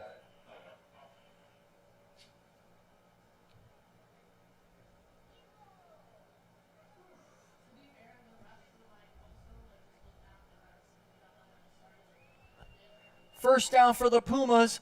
Throw over a screen pass to Cook. Cook able to split the defenders back to the original line of scrimmage, and another flag is thrown on this play, stopping the time.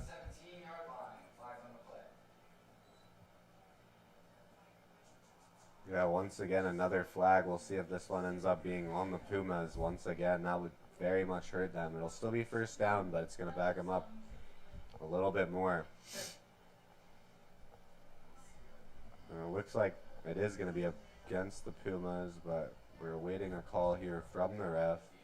Probably holding. Tends to be what it is in this situation. Yep, usually, and it looks like they are going to start. Yep, it looks like they're going to signal it against the Pumas. So once again, another holding on the Pumas. That's going to back them up even further. Now, originally the line of scrimmage was at the 19. Now, all the way back at the 38, 37 yard line. So not what the Pumas wanted here, but still 1st down.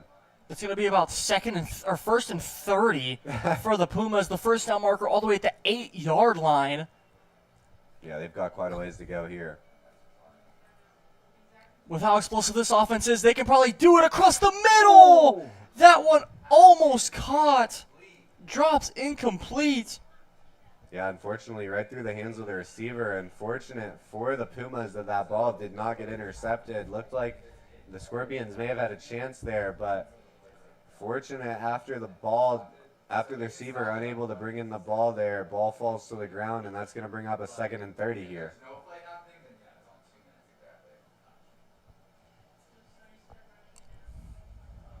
That was number 2, Jay Martin Jr., who had to go through his hands. As Papago will set up in 2nd and long, very long. Newman takes a snap, he'll throw again, finding Cook, and that one's right out of the hands of Cameron Cook. So Xavier Newman is laying these throws right into his receivers. They are just unable to bring them in. Cameron Cook, late to get his head around, bounces right off his chest. What a throw that was by Newman. Yeah, Newman's been delivering some good balls here on this drive. Unfortunately, the receiver's not helping him out. Ball goes through another receiver's hands yet again. That time, number 4, Cameron Cook, a guy who's had a big play for them earlier there, unable to bring the ball in, and now 3rd and 30. So talk about a long 3rd down. This time, an extra long 3rd down, 3rd and 30. We'll see what they can do here. Newman, maybe going to try to get in better field goal range. Actually, I forgot Papago doesn't kick field goals. As Newman going to step up, and he's going to go. There goes Xavier Newman. Got a long way to go, and he's going to be dragged out of bounds, pushed out at the 25-yard line. It's going to be about a gain of 15 on the play, give or take, and it's going to be 4th and 15 for the Pumas. Yeah, I like that play by Newman there. Just using his legs, not really liking what he sees down the field, trying to shorten it up a little bit. Now it'll be interesting to see if they keep the offense out or if they try a long kick here. It's going to be at least a 40-yard kick. Looks like they're going to keep the offense out there, though. Newman getting a call from the coach with Jay Martin standing next to them. And we're going to take a quick break as the 2-minute warning hits. Stay tuned, folks. We appreciate you tuning in.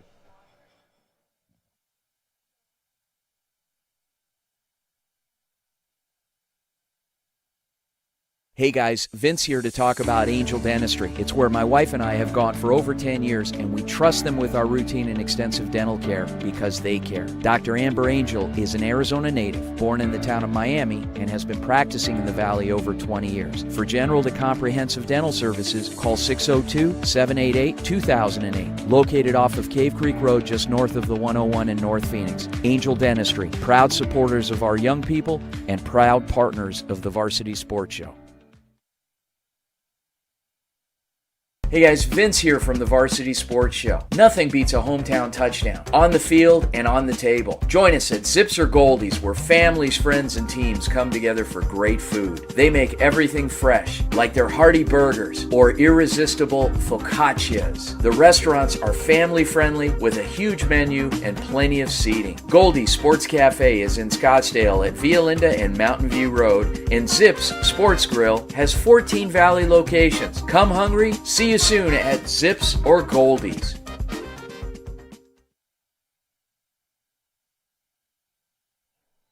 Welcome back to Mountain Point as it is 4th down for the Pumas, and they're going to throw it deep to the end zone. It's an incomplete pass. The Pumas were playing it risky on 4th and 15, taking a shot to the end zone. It falls incomplete, and the Scorpions stand tall. Yeah, unfortunately, nowhere there for Newman to throw the ball. Just kind of throws a prayer up there, and ball falls incomplete. So that is going to be a turnover on downs, and out comes the Scorpions offense, who had one big play earlier on that connection with Bean. Unfortunately, have struggled since, and we'll see if now on this drive maybe they can get something going. It looks like they're going to try to open it up here with a run, but we've seen how the run has worked out for them tonight. We'll see if maybe they can flip it this time.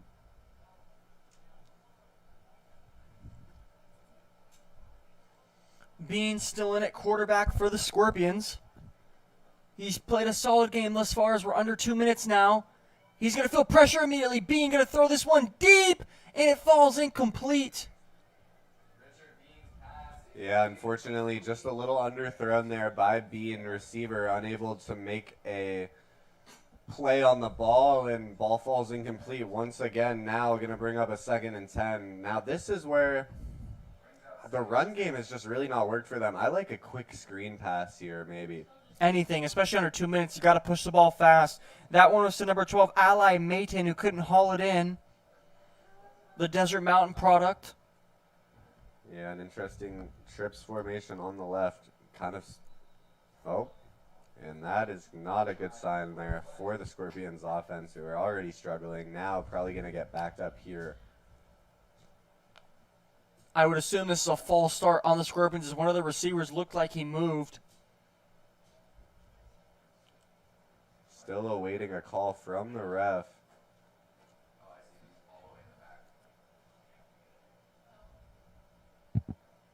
Looks like it is going to go against the Scorpions. So this one going against the Scorpions, pushing back 5 yards.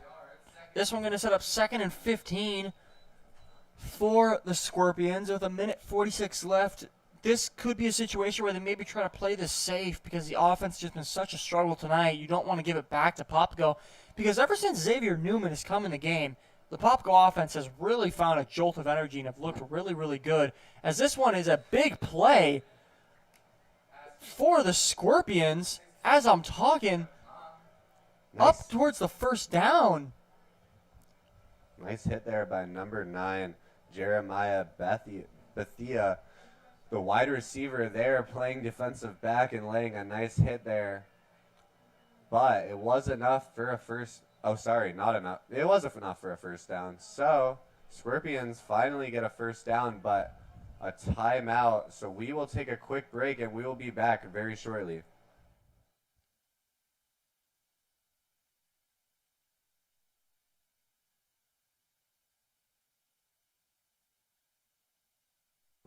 Hello everybody, my name is Antonio Gutierrez and I'll be interning with the Varsity Sports Show this upcoming fall semester with the broadcast team. I'm a current rising junior at the Arizona State University Walter Cronkite School of Journalism studying sports journalism. During my 3 years at the Cronkite School, I've been able to cover multiple sports with the Sun Devils, including volleyball, basketball, and baseball this last spring. During my time, I've learned valuable skills both in front and behind the camera, helping expand my passion for the love of sports. I'm very excited to work with my peers this upcoming fall to not only better myself, but help better themselves to become all-around good journalists.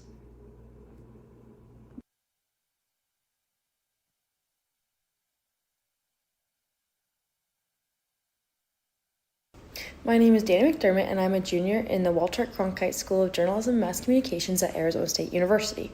I am looking forward to the opportunity to get some hands-on experience and dip my toes into this industry. I've called water. Welcome back. 1:35 left in this first half as Bean takes a snap. He's going to go up the middle. He's going to throw up the middle, and that one is incomplete. Nearly intercepted there by number 14, Marcus Owens, the defensive back. A lucky break there for Bean. Ball falls to the ground now, 2nd and 10. That one was targeted for Ignacio Lopez, which has been the main man in the receiving game tonight for Salt River. Going to set up 2nd down now for the Scorpions, 2nd and 10. The Scorpions really need to get something going here. They did get a first down, which is promising. Not a lot of first downs for either team on offense tonight. Now 2nd and 10. Going to want to pick up some yards here and make it a little bit shorter on 3rd down. 2nd and 10 for the Scorpions now. 1.5 remaining in this first half. Bean almost drops the snap, throws across the middle, and that one is bobbled. These receivers for Salt River unable to haul in these catches. That was number 16, Junot Mock, who's unable to haul it in, setting up 3rd and long for the Scorpions. And this is, Adam, where you got to maybe think about, you stop this clock again, you're giving it back to Papago with time. No, you're absolutely right. You don't want to give Papago too much time, although your defense has been good tonight, so that does play in their favor. But an incompletion does stop the clock, and now going to need to take some time off the clock. Unfortunately, another concentration issue. Unfortunately, Junip Mock, the defensive back playing wide receiver in this case, a little bit undisciplined, unfocused, unable to secure the ball, and now instead of a 3rd and short, a 3rd and long here.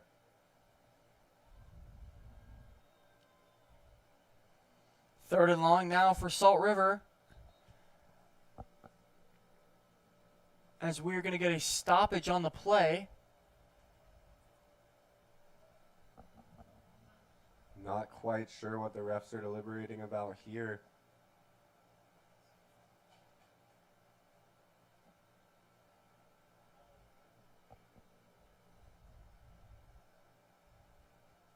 Still waiting on a call. I didn't see any flags fly, so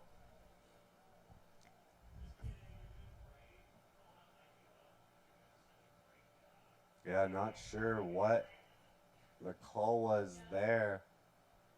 Looks like they figured everything out and now just awaiting a whistle.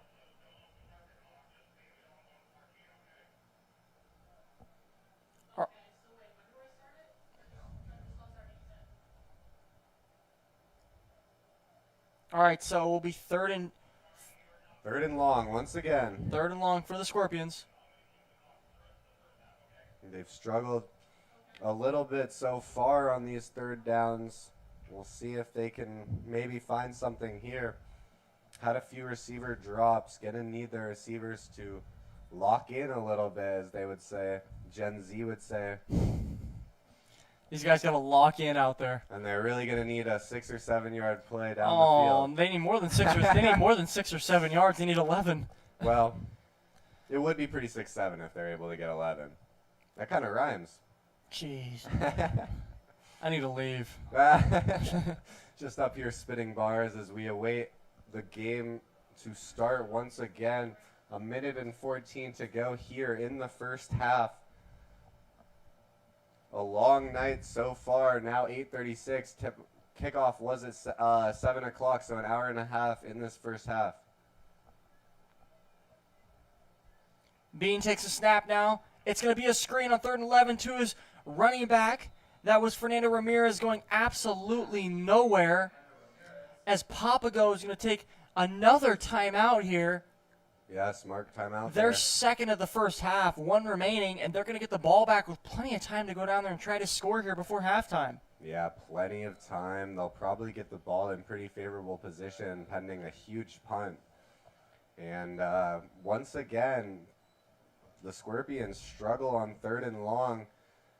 My issue there is I think that play wasn't a bad play call. It's just I don't know if you can call that on 3rd and 10, but I understand the coach being a little hesitant to let the ball go down the field with all these interceptions we've had tonight and being in their own territory.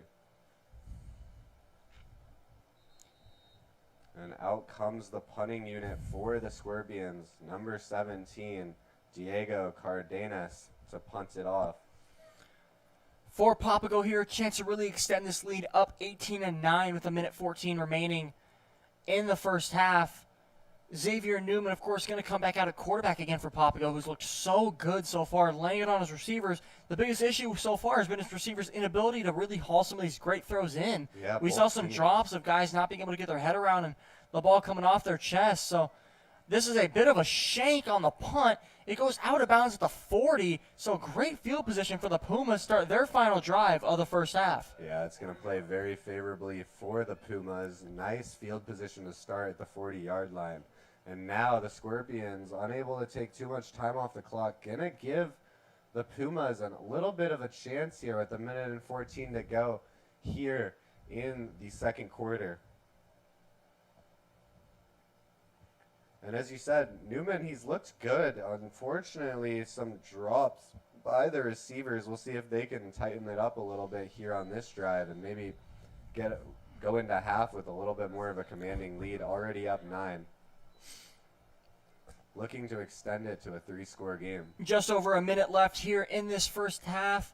Newman going to line up with 5 wide, 3 on the bottom of your screen. A whole lot of guys to throw to. Trips on the bottom of the screen for Newman. He takes a snap, feels pressure from the right, throws it deep, and that one's intercepted. Underthrown and caught by number 23 of the Scorpions. That is number 23 of the Scorpions, making a great play.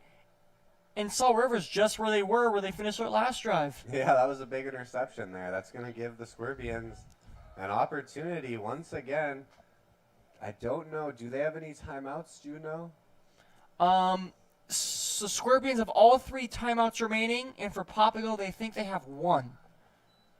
Yeah, I guess we'll see. There's still time, though. If they can get a shot down the field, we saw one earlier in the game, then maybe the Scorpions might be able to go into half looking a little better than down 9 after that big interception by number 23. How aggressive does Salt River want to play this one? The offense, no doubt, been lackluster. Do they want to take this one to the half and just talk over some offensive strategy, or do they want to try to play it out and risk a turnover? Yeah, I know. I do wonder if they go with the run here, but not a lot of time on the clock. It would be kind of risky. Bean throws over to his running back, Ramirez, trying to get upfield. He's going to get out of bounds after a gain of about a yard or 2. Yeah, that'll stop the clock there, but unfortunately, not too many yards there on that throw, but it is positive gain, so that's a good sign. We've seen a lot of negative gains tonight, so Scorpions, little bit of something going here. We'll see if they can maybe get a first down and push into the Pumas field. About 48 seconds remaining here in the first half. Not a lot of time for the Scorpions to work with as they have 2nd and 8 set up now.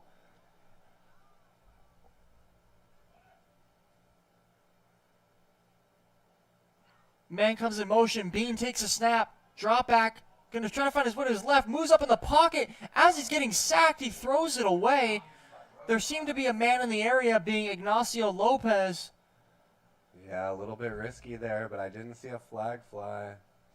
So, unlucky break there. No intentional grounding. And now, 3rd down and long once again for the Scorpions.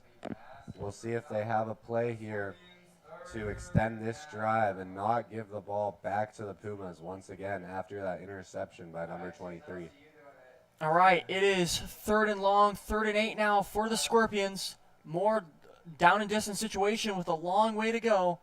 Pumas could have a chance to get the ball back again based off what happens here on this play, as we're going to get a stoppage now, and the Scorpions are going to call their first timeout of the first half. We will cut it back to you guys just after this quick timeout for a fun finish to the first half.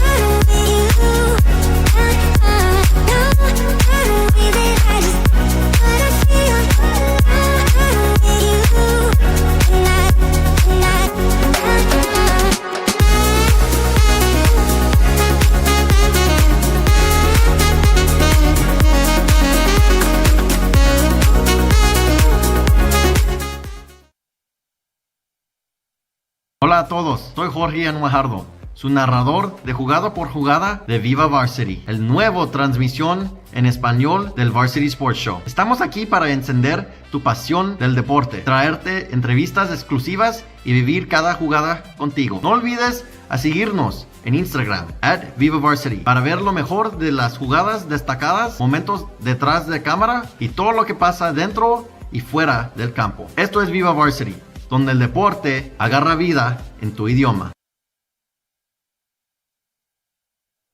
Welcome back to Mountain Point as Salt River goes for 3rd down, and they're pressured, and it's picked off. Bean throws an interception. On the play, Papago able to come down with the pick, setting up great field position. You knew you were risking a turnover throwing at this point of the first half. Now you're giving the Pumas great field position. In on the interception for the Pumas was number 9, Jeremiah Bethea, the Basha product. Yeah. And now the Pumas with a chance to score again at the end of the first half. We have about 30 seconds remaining here.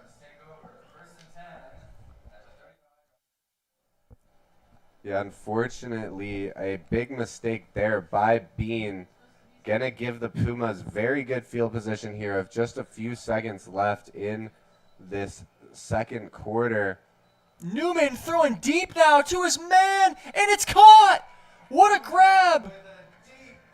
Wow, that was exactly what the Pumas needed. Now at around the 3-yard line, we'll see what they can do here in very, very favorable field position after that interception by number 9.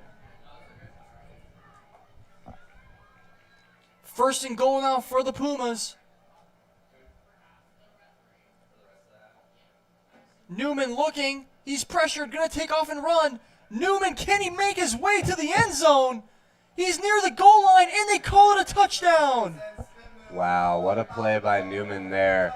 Good job keeping his eyes downfield, able to draw the defenders away from the line of scrimmage and make some nice moves into the end zone. A good effort by Newman, and now the Pumas get exactly what they wanted going into half, up 24-9, and now we'll see if they go back to the funky formation, or maybe this time Please no. they go for a field or an extra point. It looks like an extra For now point. they are. For now they're going for an extra point. I know, we've seen them trick us a few times. Give it 10 seconds, we'll see what happens. Yeah, they might shift the whole offensive line to the left side once again, but for right now, in a semi-normal formation, although it doesn't really look like they have a placeholder, so... Oh, here we go, and they are going to go for 2 here. Once again, number 1 for the Pumas, that's Deuce Pino in there. Oh, wait, never mind. No, it's an extra point. Number 31, Colton Reyes on a kick now for the Pumas. This one's up, and this one's good. So extends the lead out to 25-9. Yeah, it makes me question why they haven't been doing that the whole game there. Finally go for the extra point, and it's good. So now up 25-9 going into half. A big, big change of momentum there for the Pumas after the interception. They get an interception for themselves in very favorable field position. A deep shot downfield sets them up, and then A nice play by Newman using his legs and fighting for all the yardage he can get into the end zone, and now Pumas find themselves up 25-9 with just 15 seconds or so left in this second quarter. And actually, folks, sorry, a little bit of a issue with the clock, but that is going to do it for the second quarter, and we will be back shortly. We appreciate you tuning in, and don't go anywhere. And before that, we are going to drop it down to our lovely reporter, Tomasa Perez, on the field. Tomasa, let us know what's going on. Hello, Varsity Sports Show's Tomas Perez. The Papago Pumas are now leading 25-9. Both teams have a lot of tension going on here on the field and on the sideline. Let's see what the second half brings us. And thank you, Tomasa. That's going to bring us into half, and we will rejoin you very shortly. Stay tuned, folks.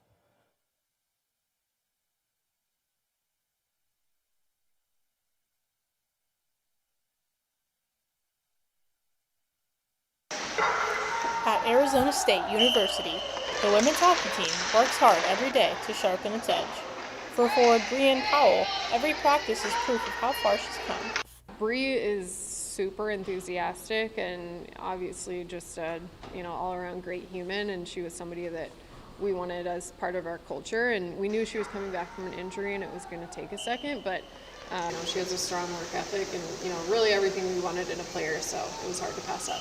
Powell's road back began after tearing her ACL during her first season of college hockey in Canada. The setback tested her physically and mentally, but ultimately reignited her drive. Playing hockey, deciding to go to university, getting dropped by schools because they didn't want to have an injured player coming in was really difficult, but I had amazing coaches and a really good support team. When other schools moved on, ASU gave Powell another shot, one that's allowed her to prove that she belongs on the ice and with teammates that are by her side no matter what. Now, fully healthy, Powell has embraced her new role at ASU. She says the team's positive energy and culture have helped her rediscover her love for the game. Powell credits her coaches for helping her rebuild confidence and push through hesitation.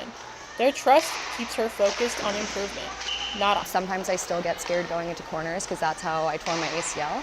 So she's kind of just made me more mentally strong in the sense that she's making me aware of what I am capable of. Her teammates and coach say Powell's leadership and energy make the locker room stronger. She's a big battler, so she definitely dove into just I think she did a good job, but I'm not sure many people even know that she went through it. We band together when anybody's hurt, that's on the ice, somebody falls, you check in on them, and that's when somebody is sick, you show up, you show up at their house, you bring them in. For JMC 331, I'm Carmen LeBeau.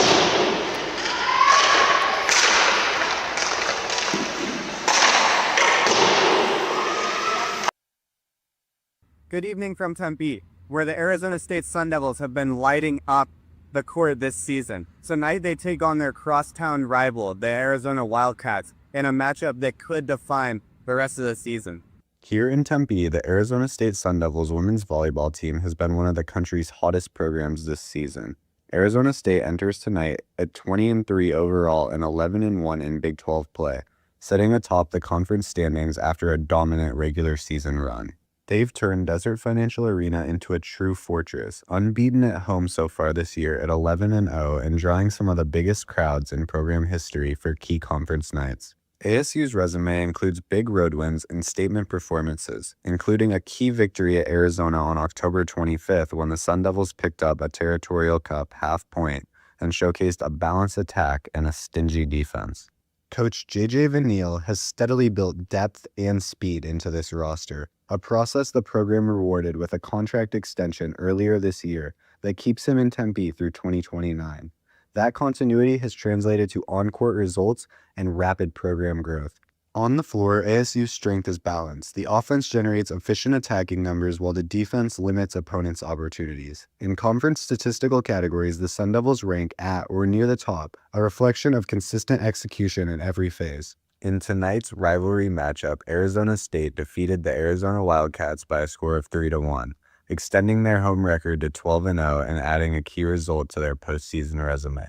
For this team, it's always about maintaining energy and finishing plays that matter. If they do, the Sun Devils will keep putting pressure on the rest of the Big 12 and move closer to their postseason goals. Inside Beat, I'm Adam Maggard, reporting for the Varsity Sports Show. Hi, I'm Jasmine Dickmans here with Varsity Sports Show. The past weeks on the radio show, I've been taking you and letting you get to know water polo more. This week, I have the opportunity to really show you in the pool. So let's get right into it. This is what a water polo field looks like. Usually it's about 25 meters long. This is the 2-meter line. We can see this as an offside line. And this is the 6-meter line. That is the line in which we can score a goal if a foul is committed. See it as kind of a 3-pointer line. We also work with a shot clock. Our shot clock is 30 seconds. If you haven't scored a goal within those 30 seconds or turned the ball over, a bell will ring, and that means your possession is over. The ball will get to the other team. Now, onto positions. We have 2 wing players, 3 top shooters, and in the middle, we have a center. Of course, all these 6 players have a defender. And we cannot forget the goalie. This makes up to 14 players in the water at the same time. Lastly, I'd like to show you some terminology with some visuals. We'll start with a normal foul. This will be an exclusion. That means that the player is excluded for 20 seconds and you play with a man down. And that was it for this week. Hopefully you learned some more about water polo, and see you in the spring.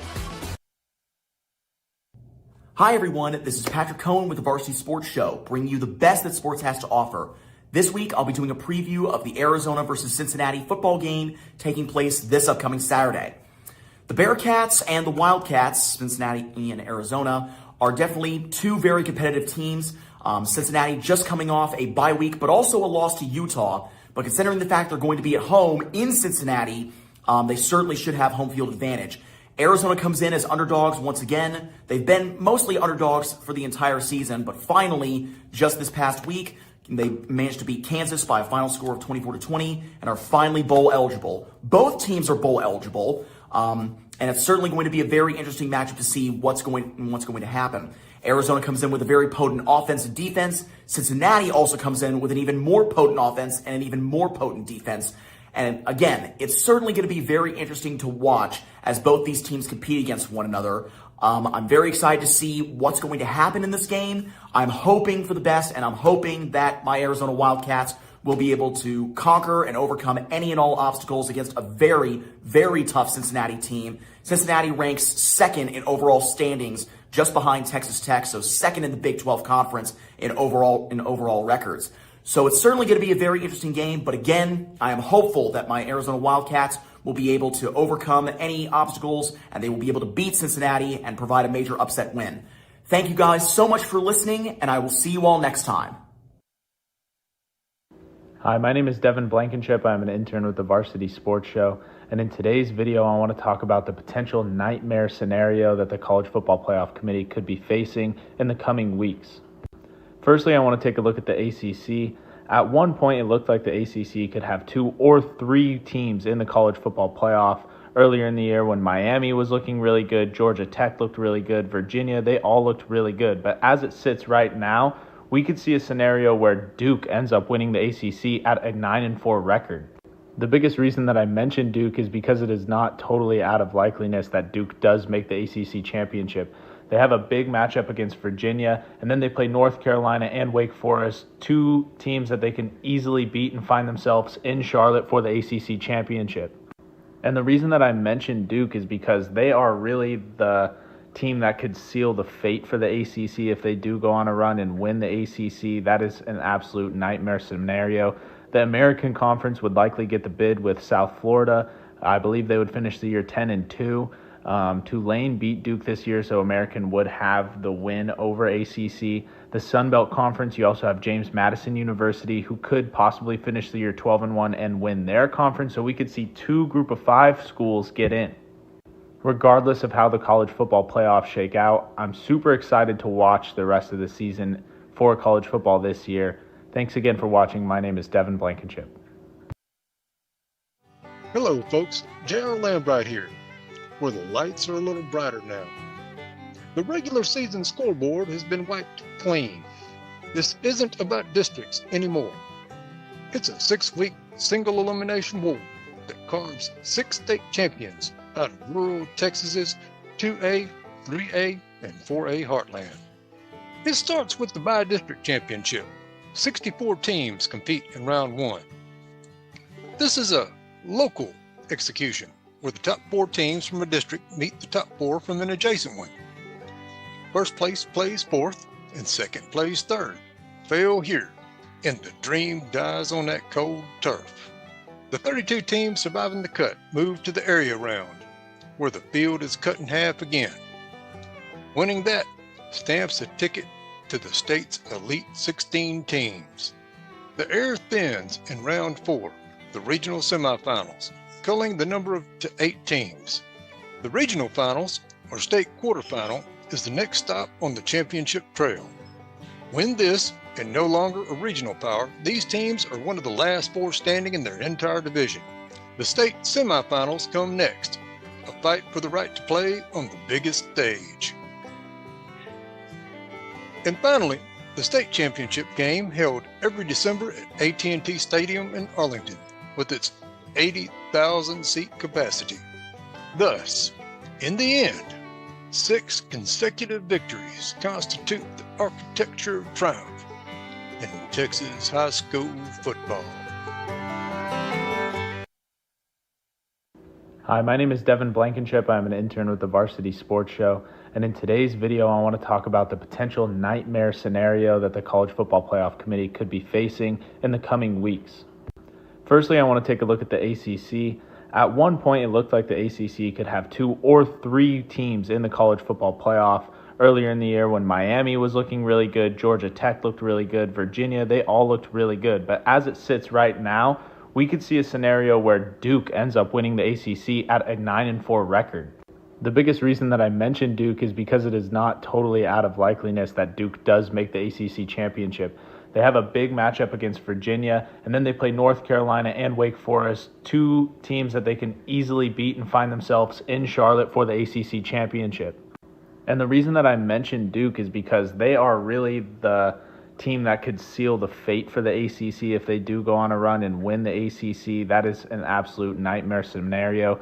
The American Conference would likely get the bid with South Florida. I believe they would finish the year 10-2. Tulane beat Duke this year, so American would have the win over ACC. The Sun Belt Conference, you also have James Madison University, who could possibly finish the year 12-1 and win their conference, so we could see 2 Group of 5 schools get in. Regardless of how the college football playoffs shake out, I'm super excited to watch the rest of the season for college football this year. Thanks again for watching. My name is Devin Blankenship.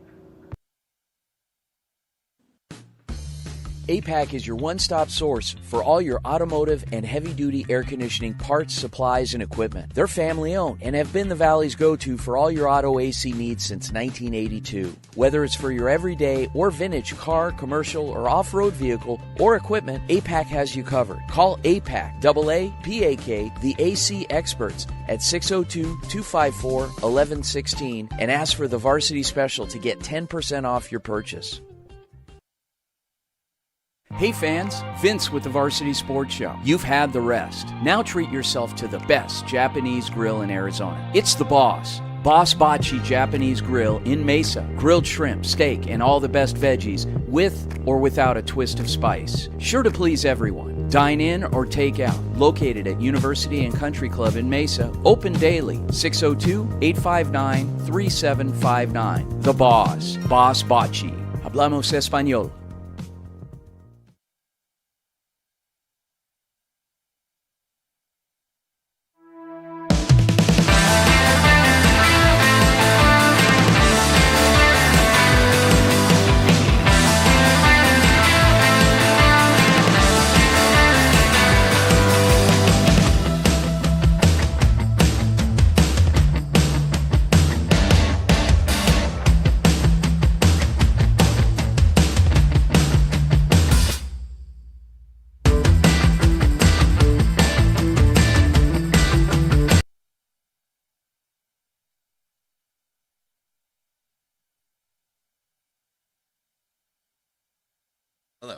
I'm Andrew Neerum, a junior at the Walter Cronkite School of Journalism and Mass Communication.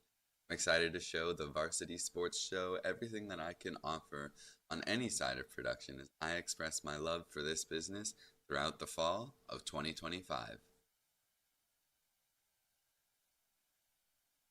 Hey guys, Vince here to talk about Angel Dentistry. It's where my wife and I have gone for over 10 years, and we trust them with our routine and extensive dental care because they care. Dr. Amber Angel is an Arizona native, born in the town of Miami, and has been practicing in the Valley over 20 years. For general to comprehensive dental services, call 602-788-2008. Located off of Cave Creek Road just north of the 101 in North Phoenix. Angel Dentistry, proud supporters of our young people and proud partners of the Varsity Sports Show.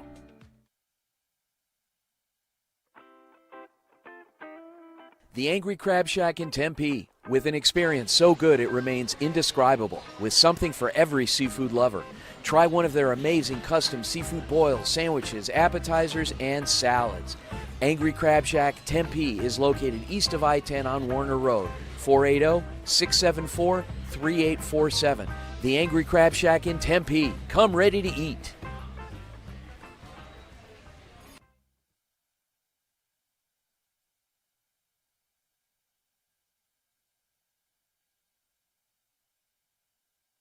Hi, my name is Carmen Liberto, and I am a senior at the Cronkite School at Arizona State University, majoring in sports journalism. Over the past few semesters, I've worked on a variety of projects that have strengthened my reporting, storytelling, and on-camera skills. My passion has always been hockey, and I hope to build a career covering the NHL, ideally as a beat writer for the Buffalo Sabres. I'm excited to continue growing as a journalist and to bring my energy and dedication to every story I tell. Stay tuned to see my work at the Varsity Show internship.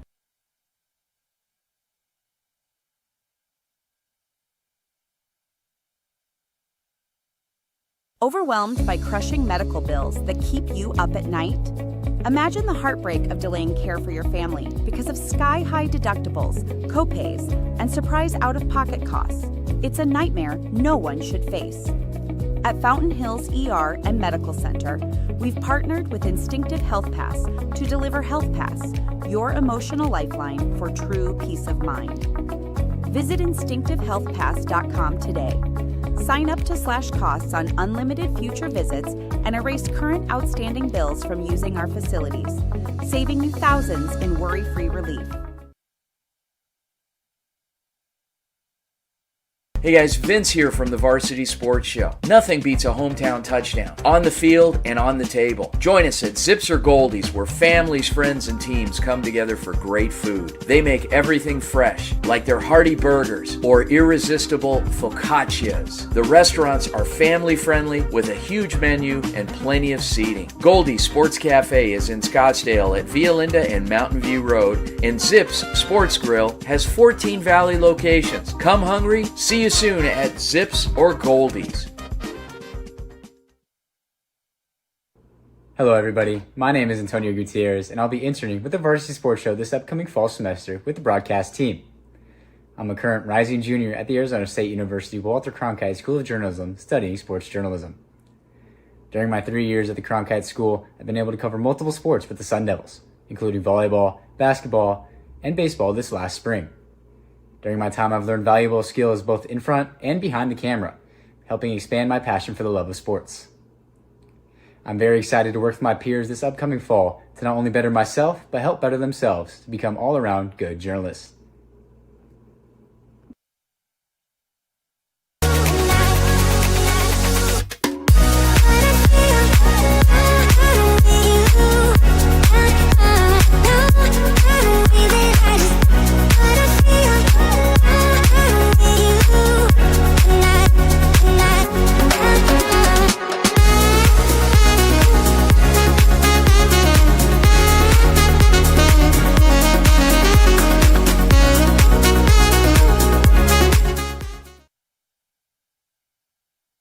Hey everyone, I'm Jorge Guajardo, your play-by-play broadcaster for Viva Varsity, the brand new Spanish broadcast of the Varsity Sports Show. We're here to fuel your love for the game, bring you exclusive interviews, and celebrate every play right alongside you. Make sure to follow us on Instagram @VivaVarsity for highlights, behind the scenes moments, and everything happening on and off the field. This is Viva Varsity, where the game comes alive in your language.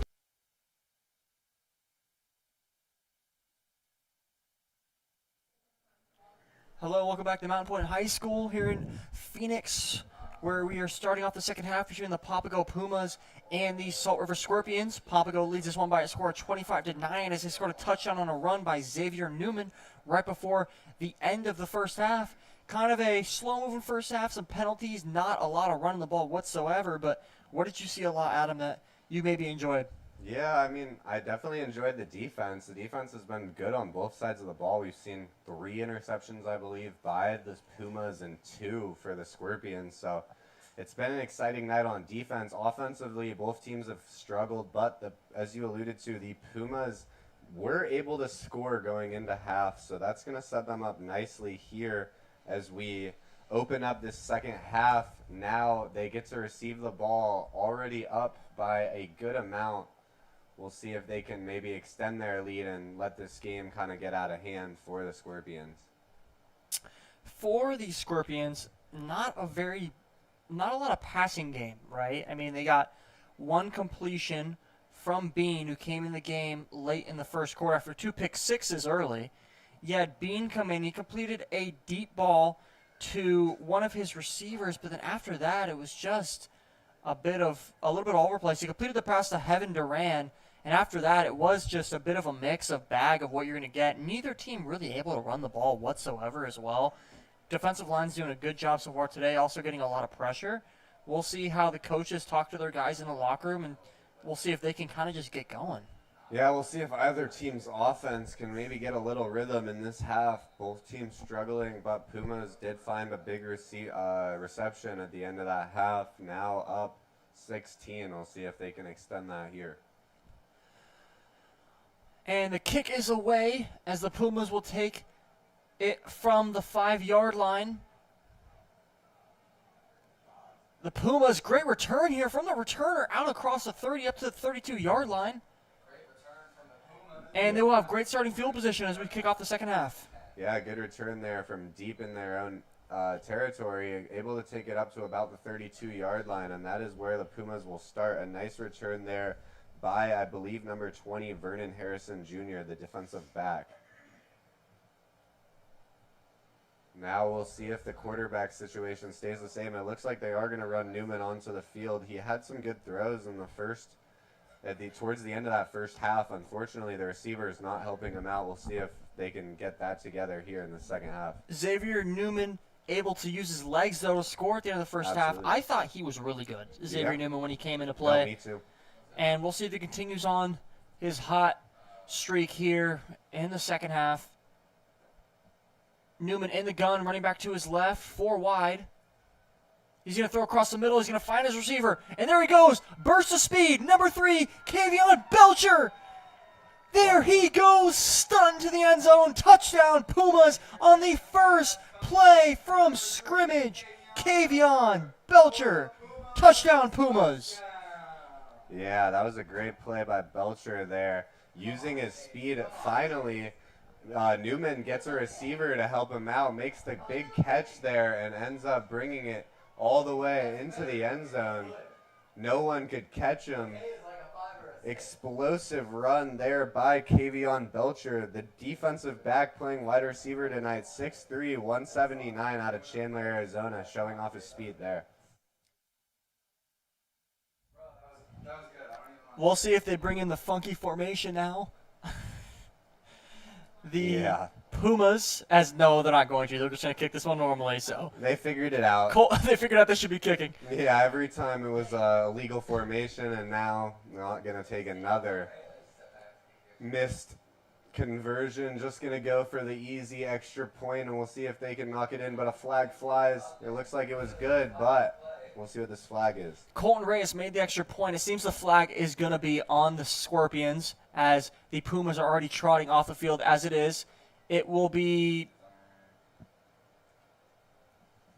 yes, offsides on the Scorpions. So this one counts, and this score is going to be pushed out to 32-9 and we blinked and just out of nowhere, Yeah, it's pretty first lopsided play. now. First play, the Pumas capitalizing at the end of the first half there. First play of the second half after getting the ball back to start. Scoring early, finally a little bit of offensive momentum, and now the Scorpions gonna have a pretty crucial drive here to try to keep themselves in contention and not let this game get out of hand early in the second half. All right, so mind you, it's a Puma team that has already kind of been crowned champions of this league and are winning this game now by a large margin, 22 points to be exact. Not letting off the gas. You're being crowned. You're getting pats on the back. These guys are playing for something more important, just a championship, and that is to get scouted and get offers from schools that are a little higher up. So impressive here from the Pumas here early, and we'll see if the offense of Salt River learned anything within the locker room from their coach to see if they can get going, because it's been a bit of a slow one here for Salt River, who scored on both the drives that were just given to them by Papago in their own territory. As this kick is going to make its way to the end zone, just into the end zone. Wow, for a touchback.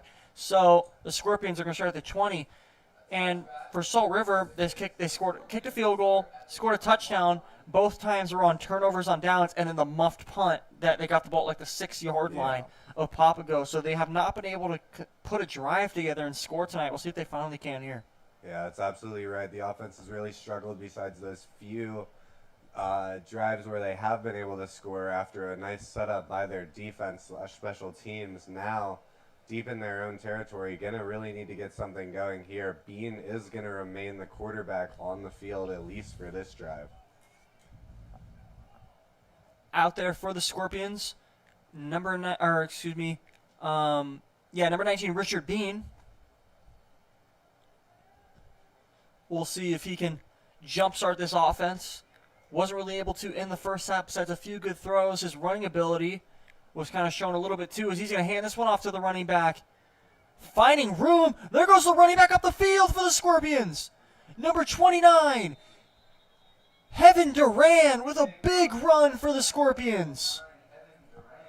Yeah, nice run there by Duran, able to finally get something going in the running game. A big pickup there, but a flag back by the line of scrimmage. This is going to back them back up after a big play. It's going to come back after a hold by the offense. Very unfortunate break there for the Scorpions. Cannot happen if you're the Scorpions. You got such a big play. Try to get back in this game. Now, that hold could have been the reason he got through, but it looked like it was just an all-around great run from Duran. And now they're in a first and long situation. Going to be about first and 20, around first and 20. It depends on where it happened on the play. But just really, really hurts this drive so far coming out of the first half. Yeah, very unfortunate there for them. But now, a second opportunity, first and around 15. Bean takes a snap, looks over, throws towards the hash, and that one's incomplete. Just thrown low, not able to hit his receiver. Yeah. Ignacio Lopez was the target on the play, and this will set up second and long for the Scorpions. Yeah, targeting the big man, the tight end, Ignacio Lopez, who is wide open. Unfortunately, ball just does not come out of his hands pretty, and Ignacio Lopez unable to come up with the catch there. So now, second and 15 for the Pumas. We'll see if they go back to the air here. They had one good run, and that was one of the first good runs we've seen all night, but now kind of in a throwing position, trying to just shorten it up here. We'll see if they go for an intermediate check down of some sort.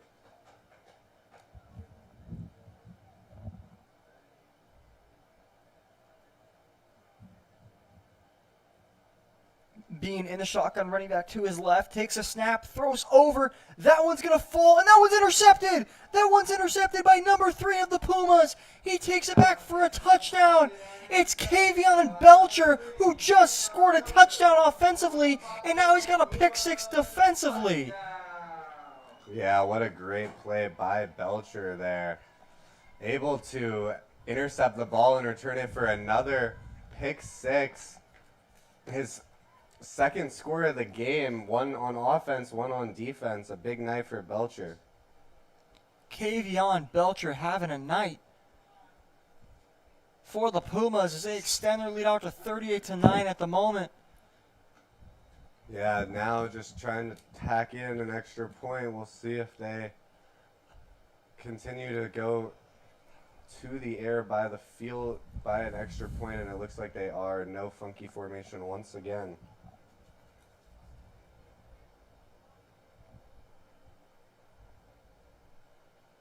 Extra point is up, and it is good for the Pumas. Number 31, Colton Reyes, been perfect on extra points tonight, as we now have a 39-9 game. And what was such a tight game in the first half is now a 30-point lead for the Pumas, just like that. Yeah, worst case there for the Scorpions. A pick six on a drive that they really needed to get something going.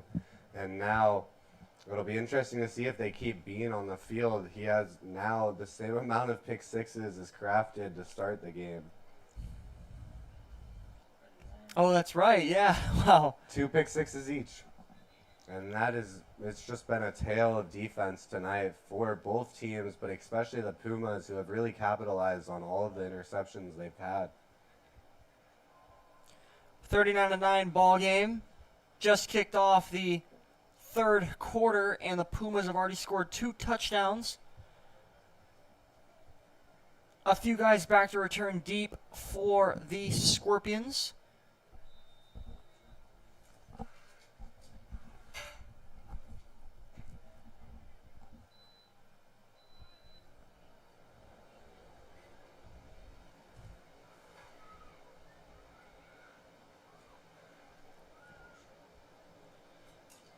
Reyes kicks this one off, kicks it deep over to the left side of the field. This one will be returned by the Scorpions from the 15.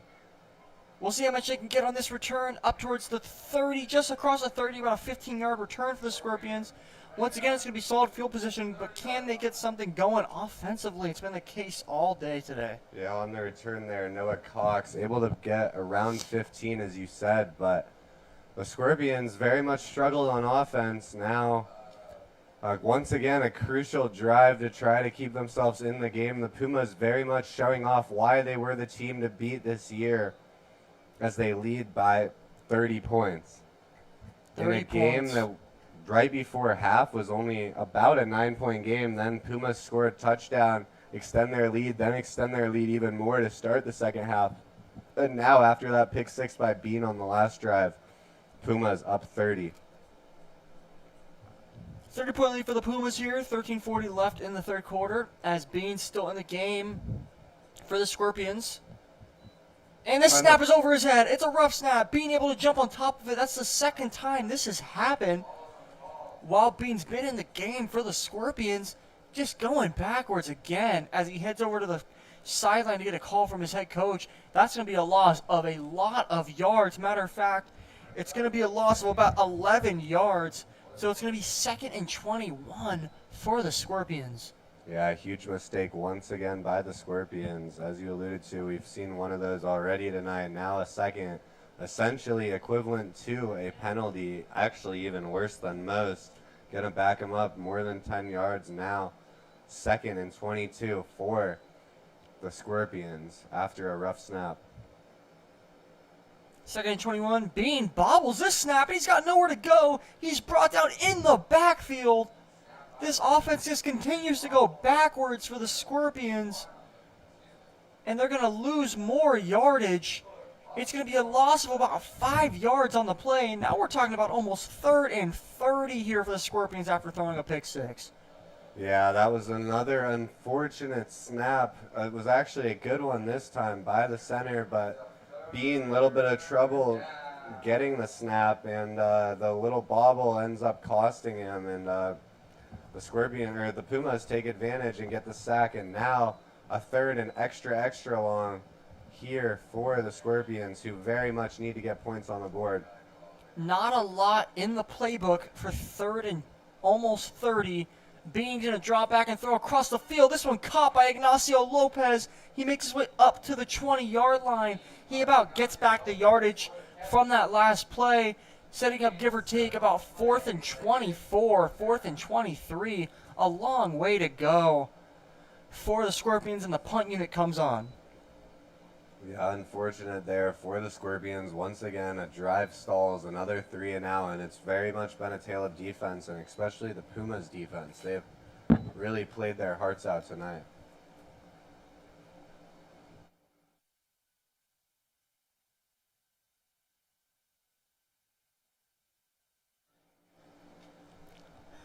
On a punt now for the Scorpions, and back to return. Struggling to see the number a little bit, but should be good field position here in a second for the Pumas, as long as there's no penalties. There's been a lot of penalties so far in special teams tonight for the Pumas, and a chance to add on to this lead. High snap, able to get it. Good punt from the Scorpions. This one going to bounce across the 40. They're going to let it bounce, and it'll be picked up at the 33-yard line. That's where the Pumas will take over. And yeah, not terrible field position for the Scorpions, regaining the ball on the 33. We'll see what they can do here in pretty favorable field position. Just looking to really put the pedal to the metal and ice this game here.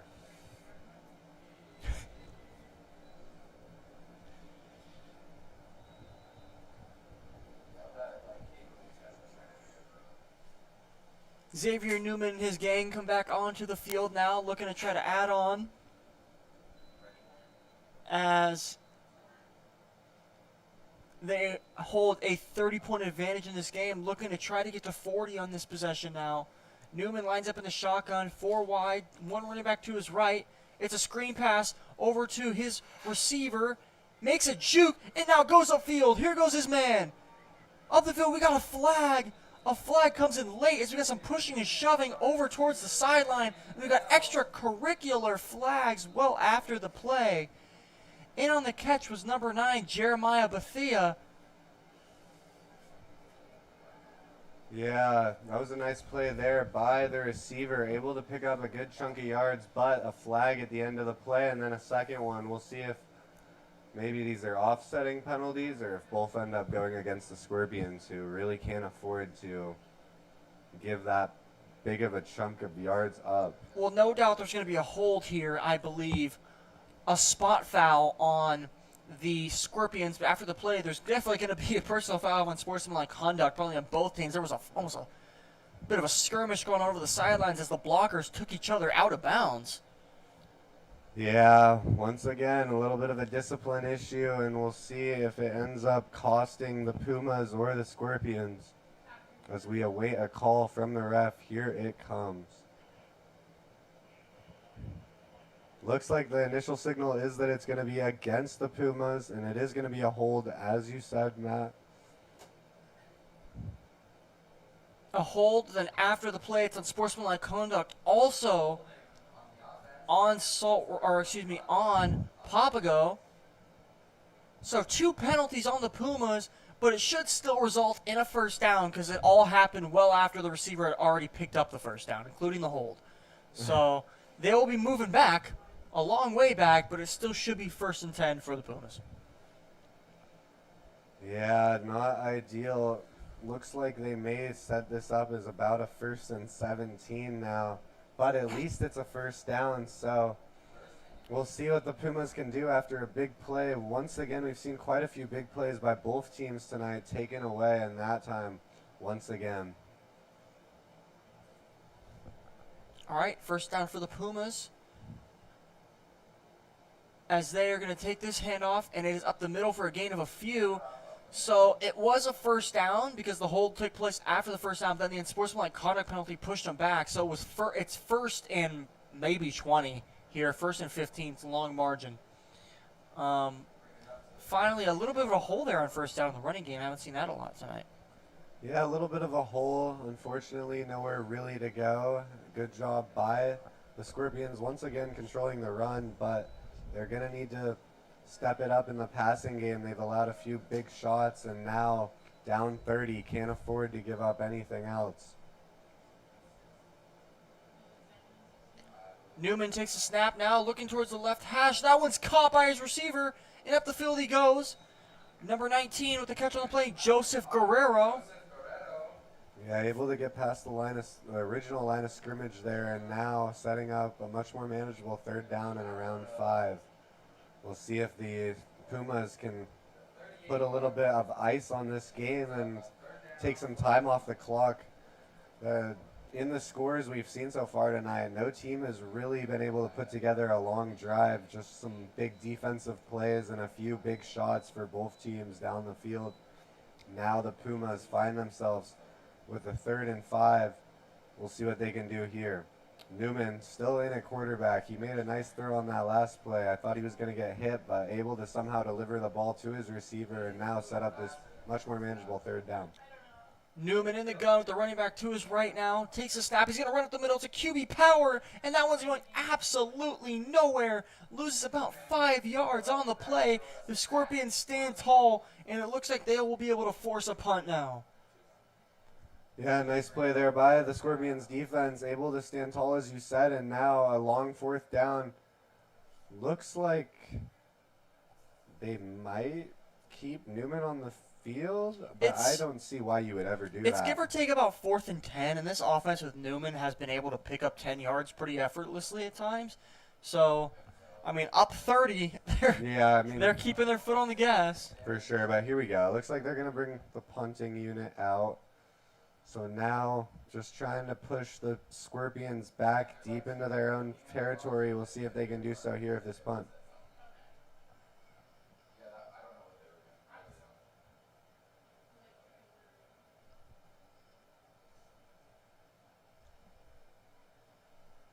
On a punt now for the Pumas. It's a fake punt. It's a fake punt that looks like it's going to work, and it does work. The Pumas are going up the field for a 1st down, but guess what? There's a flag on the play. There is a flag on the play. Yeah, unfortunately, that flag most likely going to go against the Pumas after that cool little fake punt there. It's going to be a costly one, though, as now they're most likely going to be backed up, and that they are. So now I expect a punt this time. You could have called that funky. Right. The funky call. Yeah. This will back the Pumas up, no doubt in punt territory, punt situation now for them. Yeah, now sitting at about 4th and 15.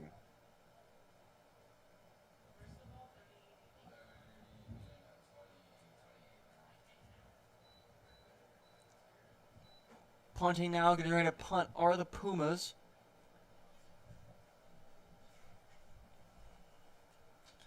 And this one is an actual punt, end-over-end punt, pretty good one, sailing high. Not super long. They're going to let someone bounce. Not a lot of punt returns tonight as this one comes down at the 31-yard line, and we'll switch sides here as the Scorpion offense will come right back on the field.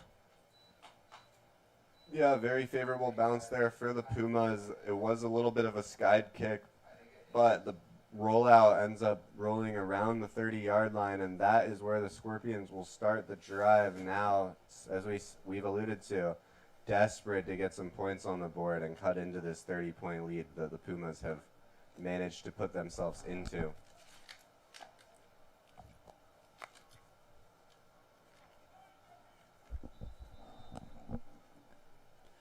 If Salt River wants to try to find a way back into this game, they're going to have to start scoring fast. Bean still in the game at quarterback. Kind of surprised they haven't maybe switched back to Hayden Kraft, but maybe the injury from last week still lingering with him a little bit.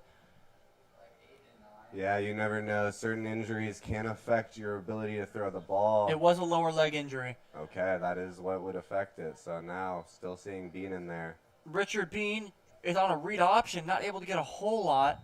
I believe it was a lower leg injury, even though he looked like he was moving around just fine earlier in this game. So maybe it's not hobbling anymore. Maybe it was just a rough situation. They have a little more trust in Richard Bean here as the read option goes for just a few.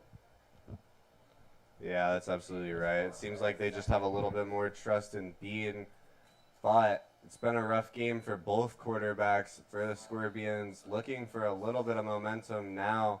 Second and around 8 yards. We'll see if they can draw up something here. 2nd and 8 now for the Scorpions. I just realized we haven't seen a quarterback go under center once tonight. It's been a whole lot of shotgun. Sometimes the pistol, running back to the left of Bean. He's going to have a little option pass play. He shovels it, and it goes out of bounds. I feel like that kind of should be an incomplete pass because it looked like it was forward. I feel like that should be an incomplete pass, but they're going to rule it a fumble. Yeah, an interesting call there by the refs. That's going to back him up just a little bit. Lucky break for the Scorpions, who couldn't afford a turnover there. Ball goes out of bounds, and that's going to give them a 3rd down and long here, something that they've struggled with all night. Trip set out to the right. Looks like it'll probably be maybe a quick pass type of play here. It's definitely possibly pushing where you might go for it on 4th down no matter what. 3rd and 9 now for the Scorpions. Bean in the gun, got 3 at the bottom of his screen, throws a screen pass to his running back. He's going to have to get a lot of yardage here, not able to pick all of it up. Good job by the Pumas forcing him out of bounds. And I would be thinking this could be 4-down territory here for the Scorpions. Yeah, I would assume so too. Just with being down 30, only 5 minutes or so to go here in the 3rd. Kind of a little bit of a desperation time. I don't think it'll really hurt them if they don't convert here, but it looks like they could be going out to They're going to be punting, yeah. So the Scorpions are actually going to let the punt now down 30 with about 5 minutes, getting near 5 minutes remaining in the 3rd quarter. Definitely a call, but Coach really doesn't feel comfortable in his team picking up a 4th and 9 when the passing game has struggled so much tonight. Yeah, I can't blame him, but it would be interesting to see if they'll fake this, but nope. Far punt. This one lands at the 30-yard line and drifts out of bounds at about the 28. So the Pumas will start their own 28-yard line now. Yeah, not terrible field position for the Pumas. Now just looking to really ice the game, as we've said. Already up 30. Defense has really stepped up tonight. It's been definitely a tale of defense, especially for the Pumas, who have, I believe, 4 pick sixes tonight. It's something that you don't see a lot. It's been an exciting night if you're a big defense fan, but not a lot of great offense tonight. We'll see. The Pumas have stepped it up a little bit here in the 2nd half. They have definitely. Newman's been a bit of a rocket for them, and we'll see what they can do. Yeah, they have some speedsters out there. Probably looking to get that ball back in their hands, but I wouldn't be surprised if they go to the run here. Now up 30. Just going to try to take some time off the clock. Newman takes a snap. Looking down the seam. That one's thrown. I thought it was going to be thrown a lot farther, but just a little short passes. He's still going. Breaking tackles is the receiver. That is number 80 with the reception on the play. Yeah, nice play there by the receiver, number 80, able to pick up a nice chunk of yards after a short little intermediate throw. Nice effort there by the receiver. That might have actually been number 20, Vernon Harrison Jr. My fault. So jersey was a little scrunched up a little bit. And this will set up 1st down now for Papago, who is just picking up 1st downs pretty easily now at this rate. Yeah, it looks like they're having the game at their own will. And they're going to run a fake pass. And he's going to cut it. Nobody was open. Number 9, there he goes down the field. Oh, my goodness, down the field. What a play. Jeremiah Bethea. Yeah, great play there by Bethea. Looks like he wanted to throw at first. Didn't see anything he liked. Just ends up electing to use his legs and takes it for a huge chunk of yards. Something you wouldn't really expect after he ran backwards in the backfield. Kind of a coach's nightmare there, but ends up paying off. Another 1st down, up 30. They're kind of just playing with their food now.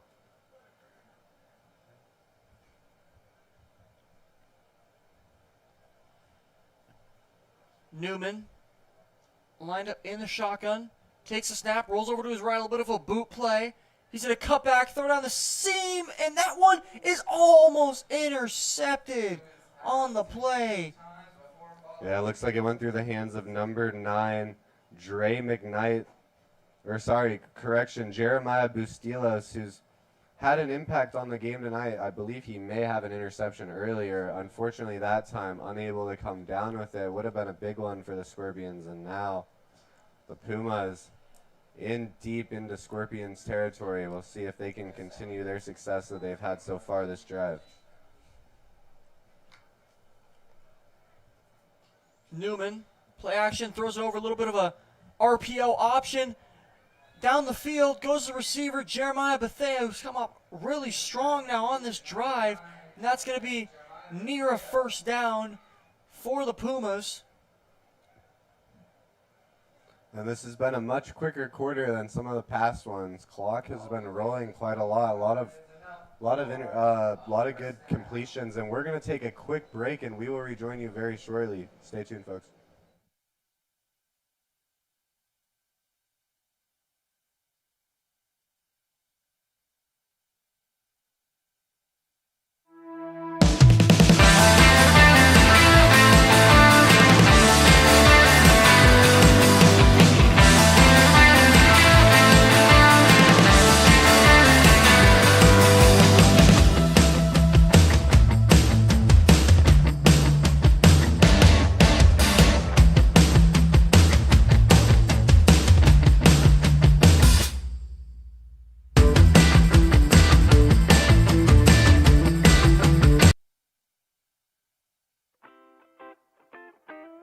The Angry Crab Shack in Tempe, with an experience so good it remains indescribable, with something for every seafood lover. Try one of their amazing custom seafood boils, sandwiches, appetizers, and salads. Angry Crab Shack Tempe is located east of I-10 on Warner Road, 480-674-3847. The Angry Crab Shack in Tempe. Come ready to eat.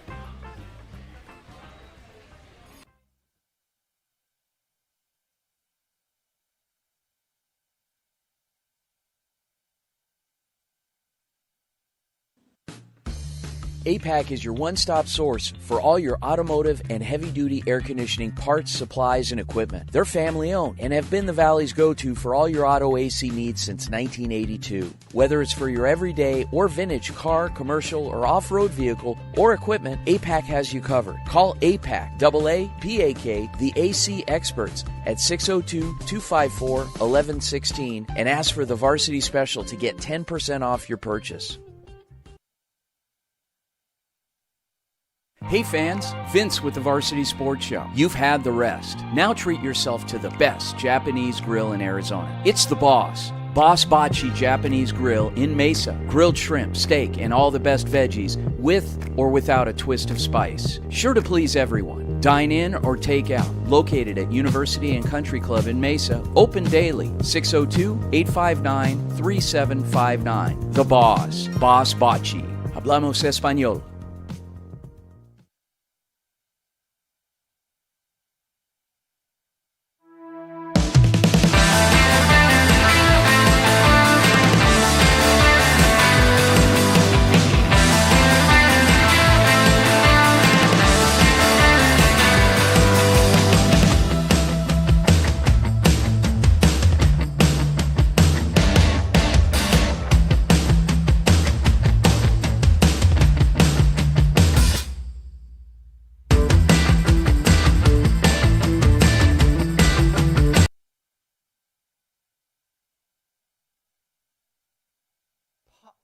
After a Papago timeout and a short injury timeout for a cramp, we will continue on here. As it seems Papago has a lot of their starting receivers kind of out of this game. Cameron Cook, as well as number 3, Kavion Belcher. So a lot of guys that wouldn't get a lot of playing time get an opportunity now for the Pumas, and they're still driving as we're under 3 minutes remaining in this third quarter. Yeah, as a backup, you definitely love being on a good team like the Pumas. You get a lot more reps than some of these other guys, especially being the league-winning team. They were already resting a lot of guys tonight, now resting even more. We'll see. So far this drive, they've done pretty well. We'll see if they can continue that.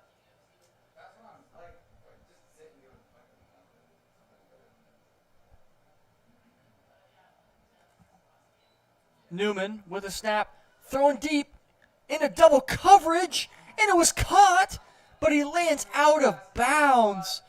Just pushed out. Number 19, Joseph Guerrero, hauled it in. What a catch, but just falls out of bounds. Yeah, miraculous catch there by Joseph Guerrero. Unfortunately, Newman just a little out of bounds on the throw. Unable to get the feed down was Guerrero, but a pretty nice catch. And you like to see that, guys coming up with the ball, especially after that first half where they kind of struggled with some drops. Now, 2nd and long, we'll see what they do here. Pushing into Scorpions territory.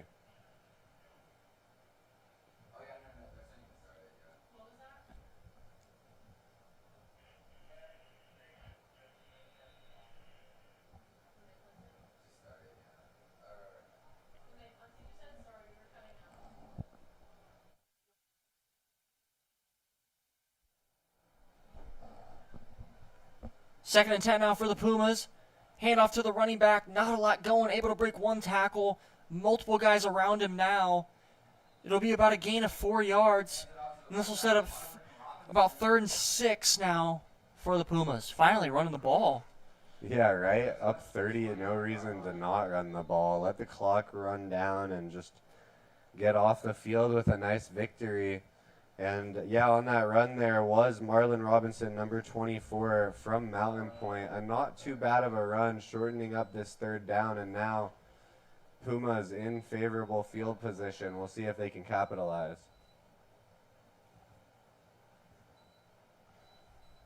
Mountain Point alum playing at Mountain Point. Kind of cool. Right in the final HJCAC game. As Newman on 3rd and 6. About 3rd and 7, to be honest. Well, yeah, it's about 6 or 7. Newman will take the snap, throws over to his guys, got his man for a 1st down. Across the 20, and the Pumas continue to move the ball. Yeah, nice play there by the Pumas, finding his man, number 15, I believe. That's Brody Shanasi with a nice play there, a big catch to extend the drive for the Pumas, who are looking to extend their lead, already up 30 here in the 3rd with just a minute to go. Brody Shaughnessy with a catch, his first of the game tonight for the Pumas. And we're going to get penalties. This is going to be a false start situation now for Papago. Yeah, once again, 2 steps forward, 1 step back. Are the Pumas, after a nice play to the receiver, gonna back themselves up a little bit on the false start. Now looking at around a 1st and 15.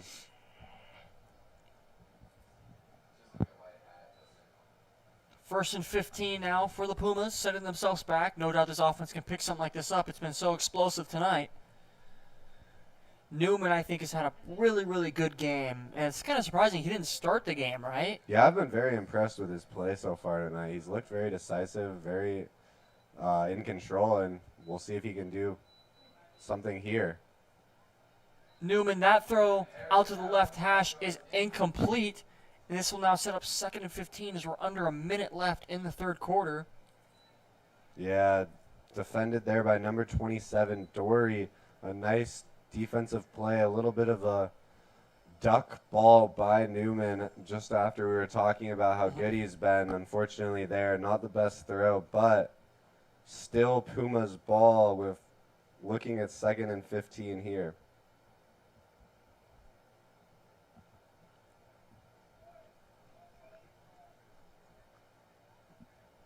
Three receivers at the bottom of your screen. One up top for Newman, running back lined up to his right. Looking, has a chance to run if he wants to. He's not going. He's going to throw to the end zone, just out of the reach of one of his receivers. He had his man throw a little off target, and now the Pumas have a decision to make.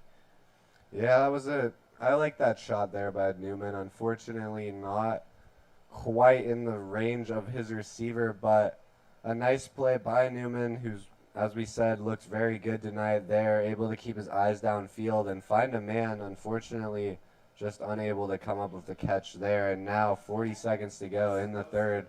we'll see what the Pumas have in store here on 3rd and long. So that was 2nd down, not 3rd. I thought 4th down was coming up. 3rd and 15 now for the Pumas. No doubt run situation. Almost a touchdown on the last play.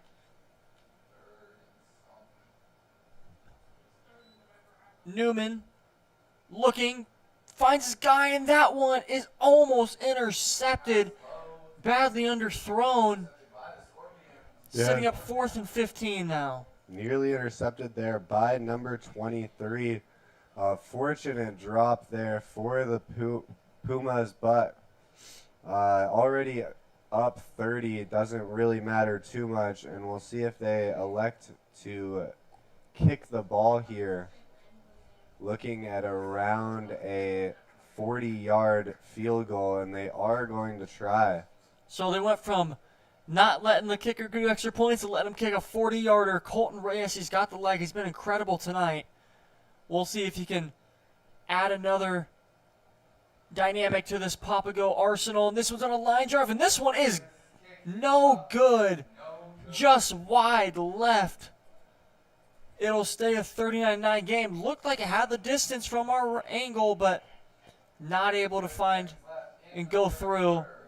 Uprights. Yeah, unfortunately, as you said, definitely had the distance just a little bit off, a little wide left, and now Scorpions retake the field. No damage there after the Pumas had themselves in pretty good field position. We'll see if they can try to put something together here with just about a quarter to go in this game.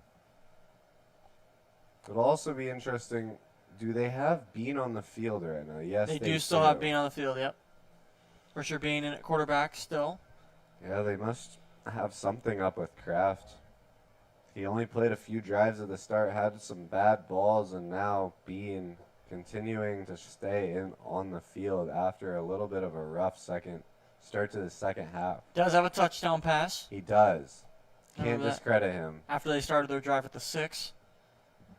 And Bean will hand this one off to the running back, making his way upwards towards the 25. A gain of maybe 1 to 2 yards. Yeah, that was number 25 on the run for the Scorpions. And I would assume the Scorpions are going to take this one down to the end of the third quarter. Yeah, I think they'll want to talk this over here. No point to rush anything, and that's exactly what they're going to do as we wind to the end of the third quarter. We appreciate you, everyone, for tuning in, and we will be back in just a second. Stay tuned.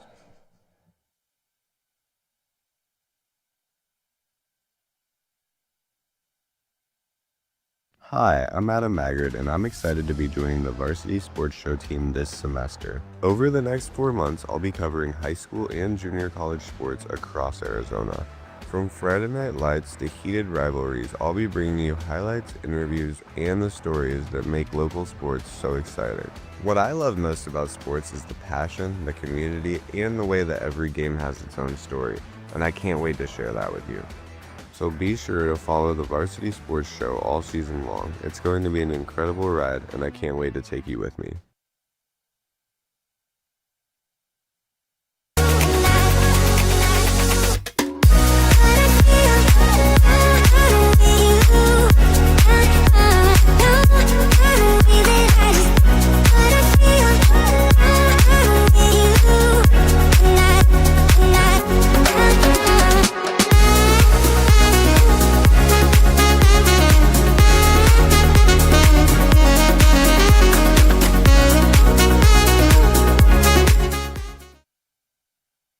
Hey everyone, I'm Jorge Anwajardo, your play-by-play broadcaster for Viva Varsity, the brand new Spanish broadcast of the Varsity Sports Show. We're here to fuel your love for the game, bring you exclusive interviews, and celebrate every play right alongside you. Make sure to follow us on Instagram.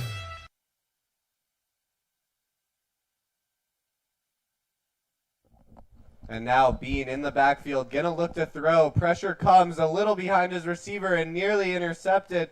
A lucky break there for Bean under pressure, having to force a throw there. Unfortunate start for the Scorpions, who just need to find a little footing, and once again, no footing to be found. It's been a rough game for the Scorpions offense, and down 30, gonna need something here to just maybe get a little pride back. Due to the blowout, it's gonna be a little bit quicker of a fourth quarter, so we'll see what they can do here. All right. Here we go now for the Scorpions. It's 2nd and 10. It's a high snap, and Bean has to get on top of it, and he's going to lose a lot of yards. That's the third time now he's had to corral a high snap from the center, and the Scorpions just keep going backwards. Yeah, once again, bad snap hurts them. Being lucky to recover that, and in on that play was Talon Jensen, a guy who's been a big X factor on defense for the Pumas tonight. Has an interception and some sacks and just good tackles overall. The 6'1", 205-pound linebacker out of Salt Lake City, one of the very few players on the roster not from Arizona. To be exact, only one of 3. Okay, actually, correction, one of 5. So there's a few. We got a guy from Brooklyn on here. Yeah, we've got a guy from Missouri, Montana, Texas. Yeah, I see Louisiana. Yeah, that's wild. Punt is up. There's a flag on the field when we finally get a return. As Belcher breaks this one. Oh, my gosh, he is fast. Kavion Belcher took it back to the end zone. What is the flag on the play? He just exploded for a touchdown. Oh, my gosh. Kavion Belcher having himself quite a night. Unfortunately, most likely going to come back, but Kavion Belcher has really been showing off his speed all night. But we are going to take a quick break due to an injury. We'll be back shortly, folks. Stay tuned.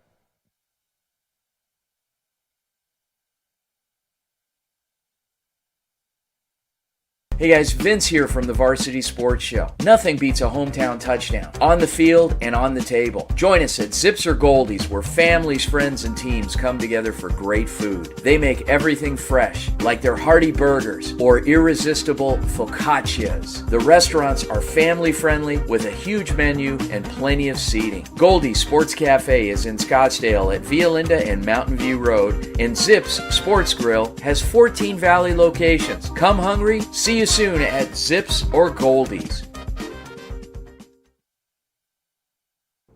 Hello everybody, my name is Antonio Gutierrez and I'll be interning with the Varsity Sports Show this upcoming fall semester with the broadcast team. I'm a current rising junior at the Arizona State University Walter Cronkite School of Journalism studying sports journalism. During my 3 years at the Cronkite School, I've been able to cover multiple sports with the Sun Devils, including volleyball, basketball, and baseball this last spring. During my time, I've learned valuable skills both in front and behind the camera, helping expand my passion for the love of sports. I'm very excited to work with my peers this upcoming fall to not only better myself, but help better themselves to become all-around good journalists.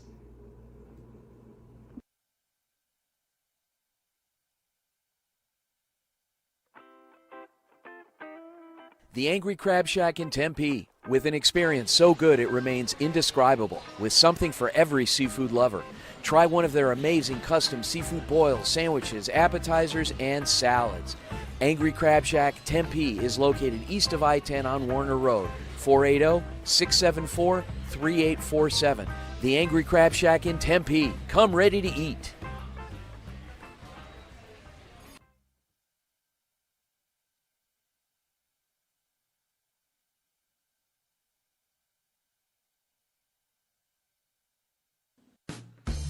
HJCAC is your one-stop source for all your automotive and heavy-duty air conditioning parts, supplies, and equipment. They're family-owned and have been the Valley's go-to for all your auto AC needs since 1982. Whether it's for your everyday or vintage car, commercial, or off-road vehicle or equipment, HJCAC has you covered. Call HJCAC, AAPAK, the AC experts at 602-254-1116 and ask for the Varsity Special to get 10% off your purchase.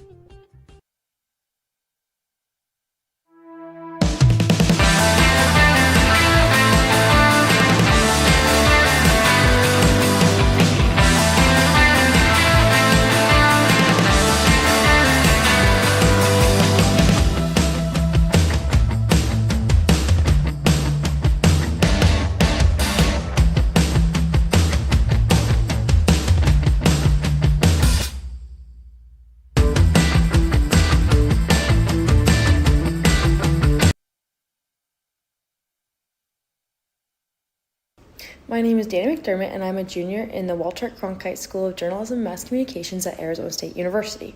I am looking forward to the opportunity to get some hands-on experience and dip my toes into this industry. I've called water polo, softball, and I've broadcasted on the sidelines for high school football and basketball. I'm so excited for what this internship's going to give me. And after the penalty, the Pumas the Scorpions going to get another opportunity here. And also, we didn't mention, but due to it being a 30-point game, it is a 10-minute fourth quarter here as Bean throws this one up, and it's intercepted. Intercepted by Jay Martin Jr. of the Pumas, and they get the ball right back anyway. Yeah, Jay Martin Jr. has had a great night in there once again, intercepting Bean. Nice play there by Martin.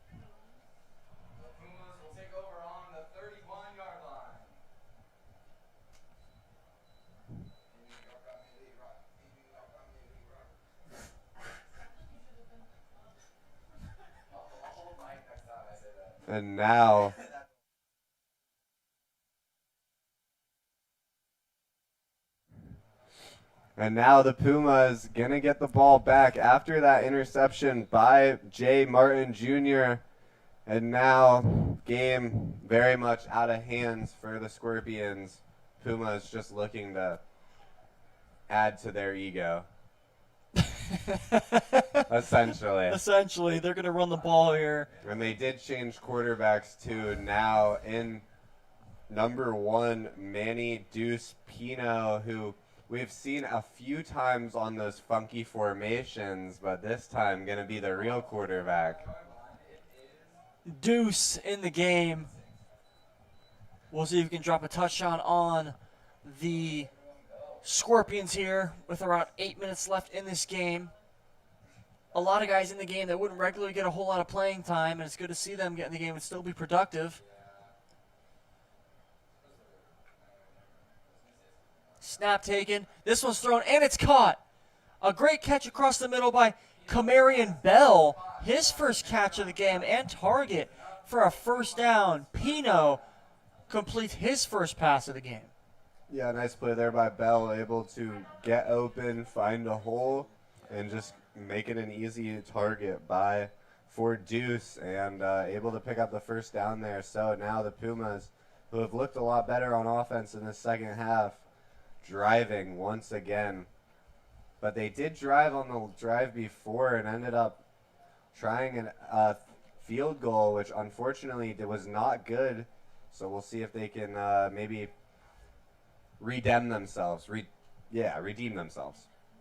Pino takes the snap. He's going to feel pressure. He's going to throw over to the sideline. Across the middle goes the receiver. He's cutting back. Breaking tackles. Can he break another one? Still going. A flag comes down on the play. That was number 15, Brody Shaughnessy. Yeah, it was a good effort by Shaughnessy. Unfortunately, unable to gain anything on that play, and then a flag comes in at the end. That may end up costing the Pumas a few yards. And it looks like it's going to be a face mask, actually, against the defense. So the Puma is going to get a first down and even more favorable field position.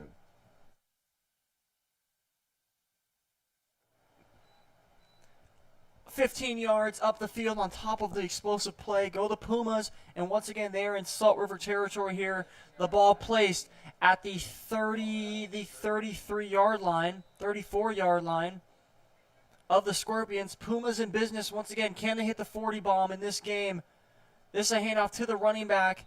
Gone nowhere tonight, and it's been kind of impressive for the Pumas that they've put up 39 points this far and are threatening again without a running game. Right? Yeah, I mean, absolutely. It's kind of unusual to not really have a running game but still be able to score 39. I think a big thanks is going to go to the defense. They definitely stepped up tonight. Players have been making plays on defense that you don't see a lot of nights. They have, I believe, 4 pick sixes and 6 interceptions maybe. So it's been a great night for the Pumas defense, who have given their offense a very easy task. Pino completes the pass, and a flag comes down after the play. That one was complete to number 80 on the play. Yeah, nice play there by Pino to roll out and find a man. Unfortunately, not too much room in front of him, and then a flag comes in. We'll see what this ends up being. It looks like it's going to be something against the Scorpions. So once again, Scorpions shoot themselves in the foot. You're going to just give the Pumas a free first down here. Just under 6 minutes left in this game.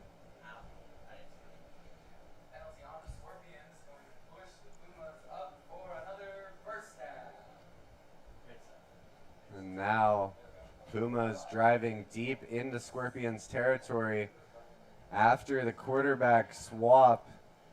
Pinos came out looking good as well. Newman and him have had some pretty good nights tonight.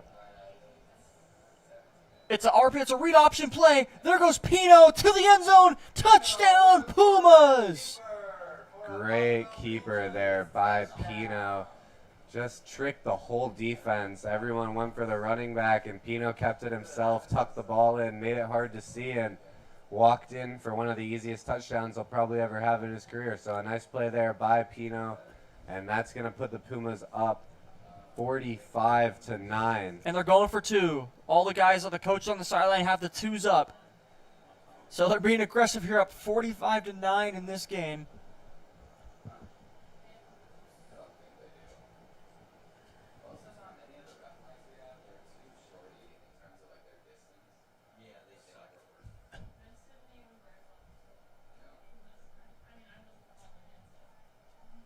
Now going for the two-point conversion here. Pino takes a snap, throws across the middle, and it's incomplete. Two-point conversion will fail. So this one stays 45-9.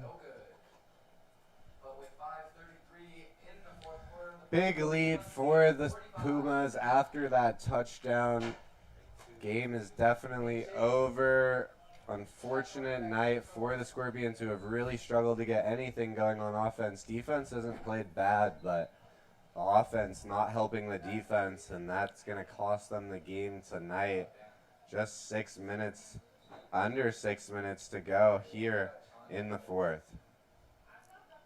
Yeah, it's been the lack of offensive, anything really from Salt River, and you got to think as well if Papago didn't really give them. And a flag flies in super duper duper late. I'm not sure what this is about. There's a player just kneeled down on the ground. May have something to do with that. Not quite sure. It's going to be unsportsmanlike conduct on the, not sure, on the Scorpions maybe? We'll see where they line this up, but kind of a confusing one. That was well after the play. Yeah, I'm not quite sure what happened there, but I don't know if it's going to have too much effect on the outcome of this game, given the score 45-9. Pumas really showing, as we've talked about, why they are the team to beat this season. The Scorpions, usually not too bad of a team tonight, not really able to get anything going whatsoever. The interceptions have really cost them. I mean, it's hard, even if you play great, to win a game when you have 4 pick sixes. So, unfortunately, tough night for the Scorpions. And now, interesting, it was against that, unsportsmanlike was against the Scorpions, and that's going to give the Pumas the ball to kick at the 50, which I don't even know if that's advantageous. I'm kind of surprised they accepted the penalty. What if they kick an onside here and want the ball back to I score like that. again? That's a good idea. I think 50 points is on the mind of the Pumas. Yeah, they're so close. Let's see what they do. And that's they exactly do. It what is they're an gonna onside do. kick. Oh, and a flag. Oh, my. And he gets lit up on the tail end of that play. The Whistles. play was blown dead early, though. Yeah. We'll see what the call is here. Yeah, Maybe an illegal formation. That's a good call. It's most likely what it's going to be. So, is that a re-kick? How does that work? Not sure. I don't know. It's either going to be a re-kick or the Scorpions are going to get a few yards here added to it. I assume it's going to go against the Pumas. I'm not quite sure what the call is. yet to have a signal. But they are talking to the Pumas coach, so it is possible that this is going to be against the Scorpions.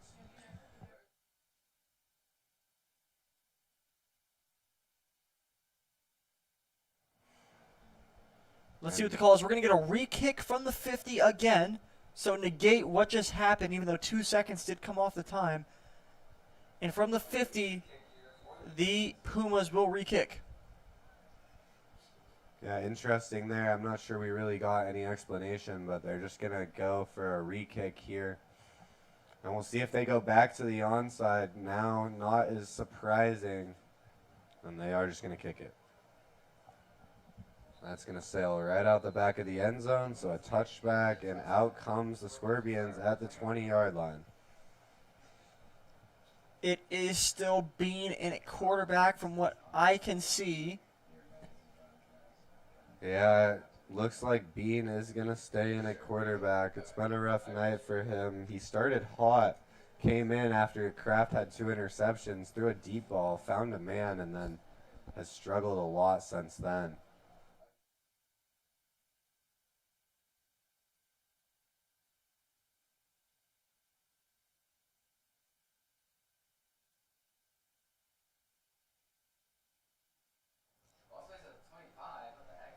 Ball to 25 now for the Scorpions. Can they salvage some points, salvage their season, as this is, of course, the last game, as Bean will hand this one off to the running back, going absolutely nowhere. Been the tale of just like running the ball in general tonight. the ball may have popped out. The Pumas come up with it, but it looks like they're going to rule him down on the field. And once again, nowhere to go for the Scorpions in the run game. Unfortunate. The Pumas have just really been strong against the run all night, and anytime that Bean tries to target deep down the field, it seems like the Pumas are all over that too. It's been quite an impressive showing for the Pumas defense. Last game of the season, as you said, Scorpions just trying to get a little pride back here.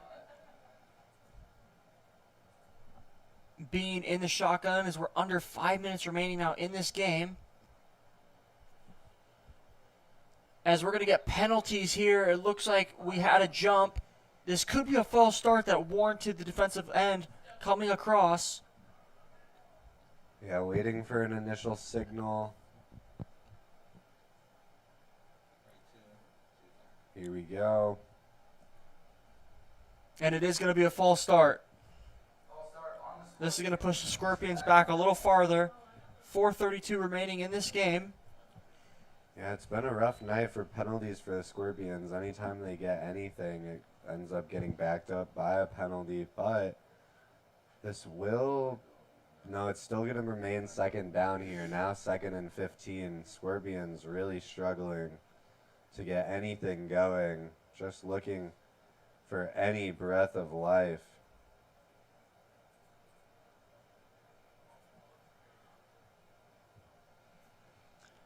This will be 2nd and about 13-ish now for the Scorpions, who hand a run up the middle. And that's honestly been one of their best runs of the day, getting back to the line of scrimmage. They gain about 5 yards.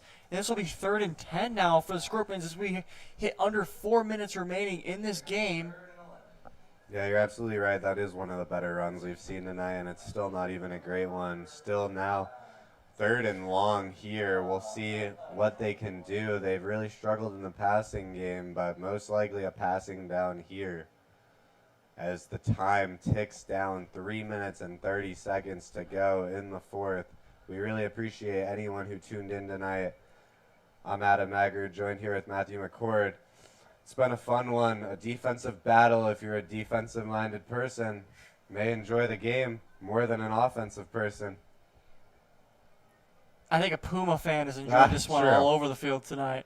As that's another handoff on 3rd down. Kind of just playing it safe for the Scorpions, going nowhere, and on again comes the punt unit here.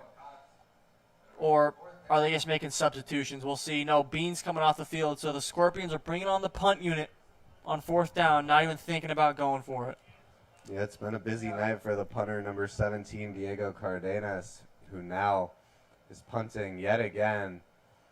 And we see just another drive that wasn't really going anywhere, just stall once again for the Scorpions. Kind of interesting to see him not go for it here. It seems like already down so much.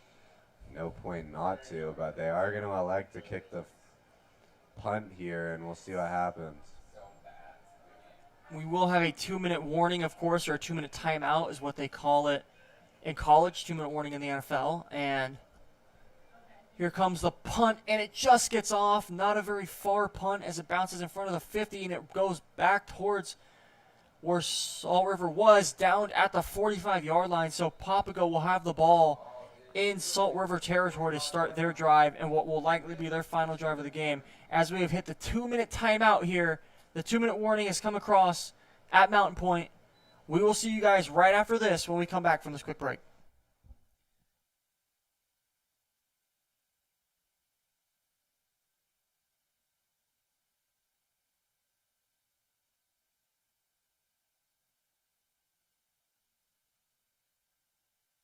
Hola a todos, soy Jorge Guajardo, su narrador de jugada por jugada de Viva Varsity, el nuevo transmisión en español del Varsity Sports Show. Estamos aquí para encender tu pasión del deporte, traerte entrevistas exclusivas y vivir cada jugada contigo. No olvides a seguirnos en Instagram, @VivaVarsity, para ver lo mejor de las jugadas destacadas, momentos detrás de cámara y todo lo que pasa dentro y fuera del campo. Esto es Viva Varsity, donde el deporte... Back from the 2-minute warning here as Pino, a little touch pass over to the running back or the receiver coming across in motion of the Pumas, and it'll be enough for a first down. Yeah, that was the receiver Braden Watkins there, who was able to pick up a good chunk of yards there on that first play of the drive for the Pumas. Jersey got a little ripped on that one, but still feasible enough to use for the rest of this 1 minute and 53 seconds we have left in the game. Pumas looking to go for that 50 bomb, as you said. We'll see if they can get that.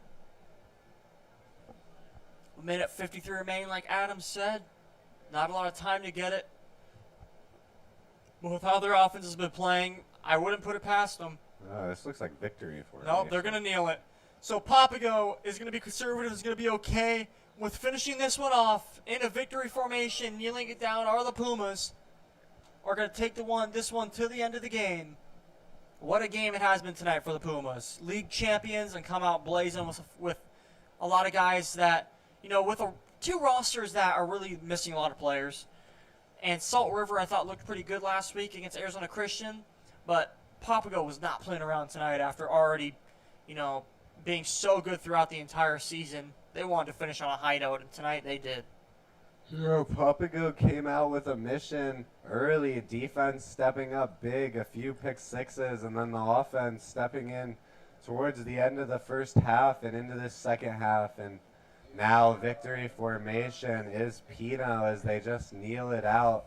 And this game winds to an end. A big win for the Pumas, as you said, league champions, now finishing the season off on another high note with a big victory over the Scorpions, who have been a good team all year tonight.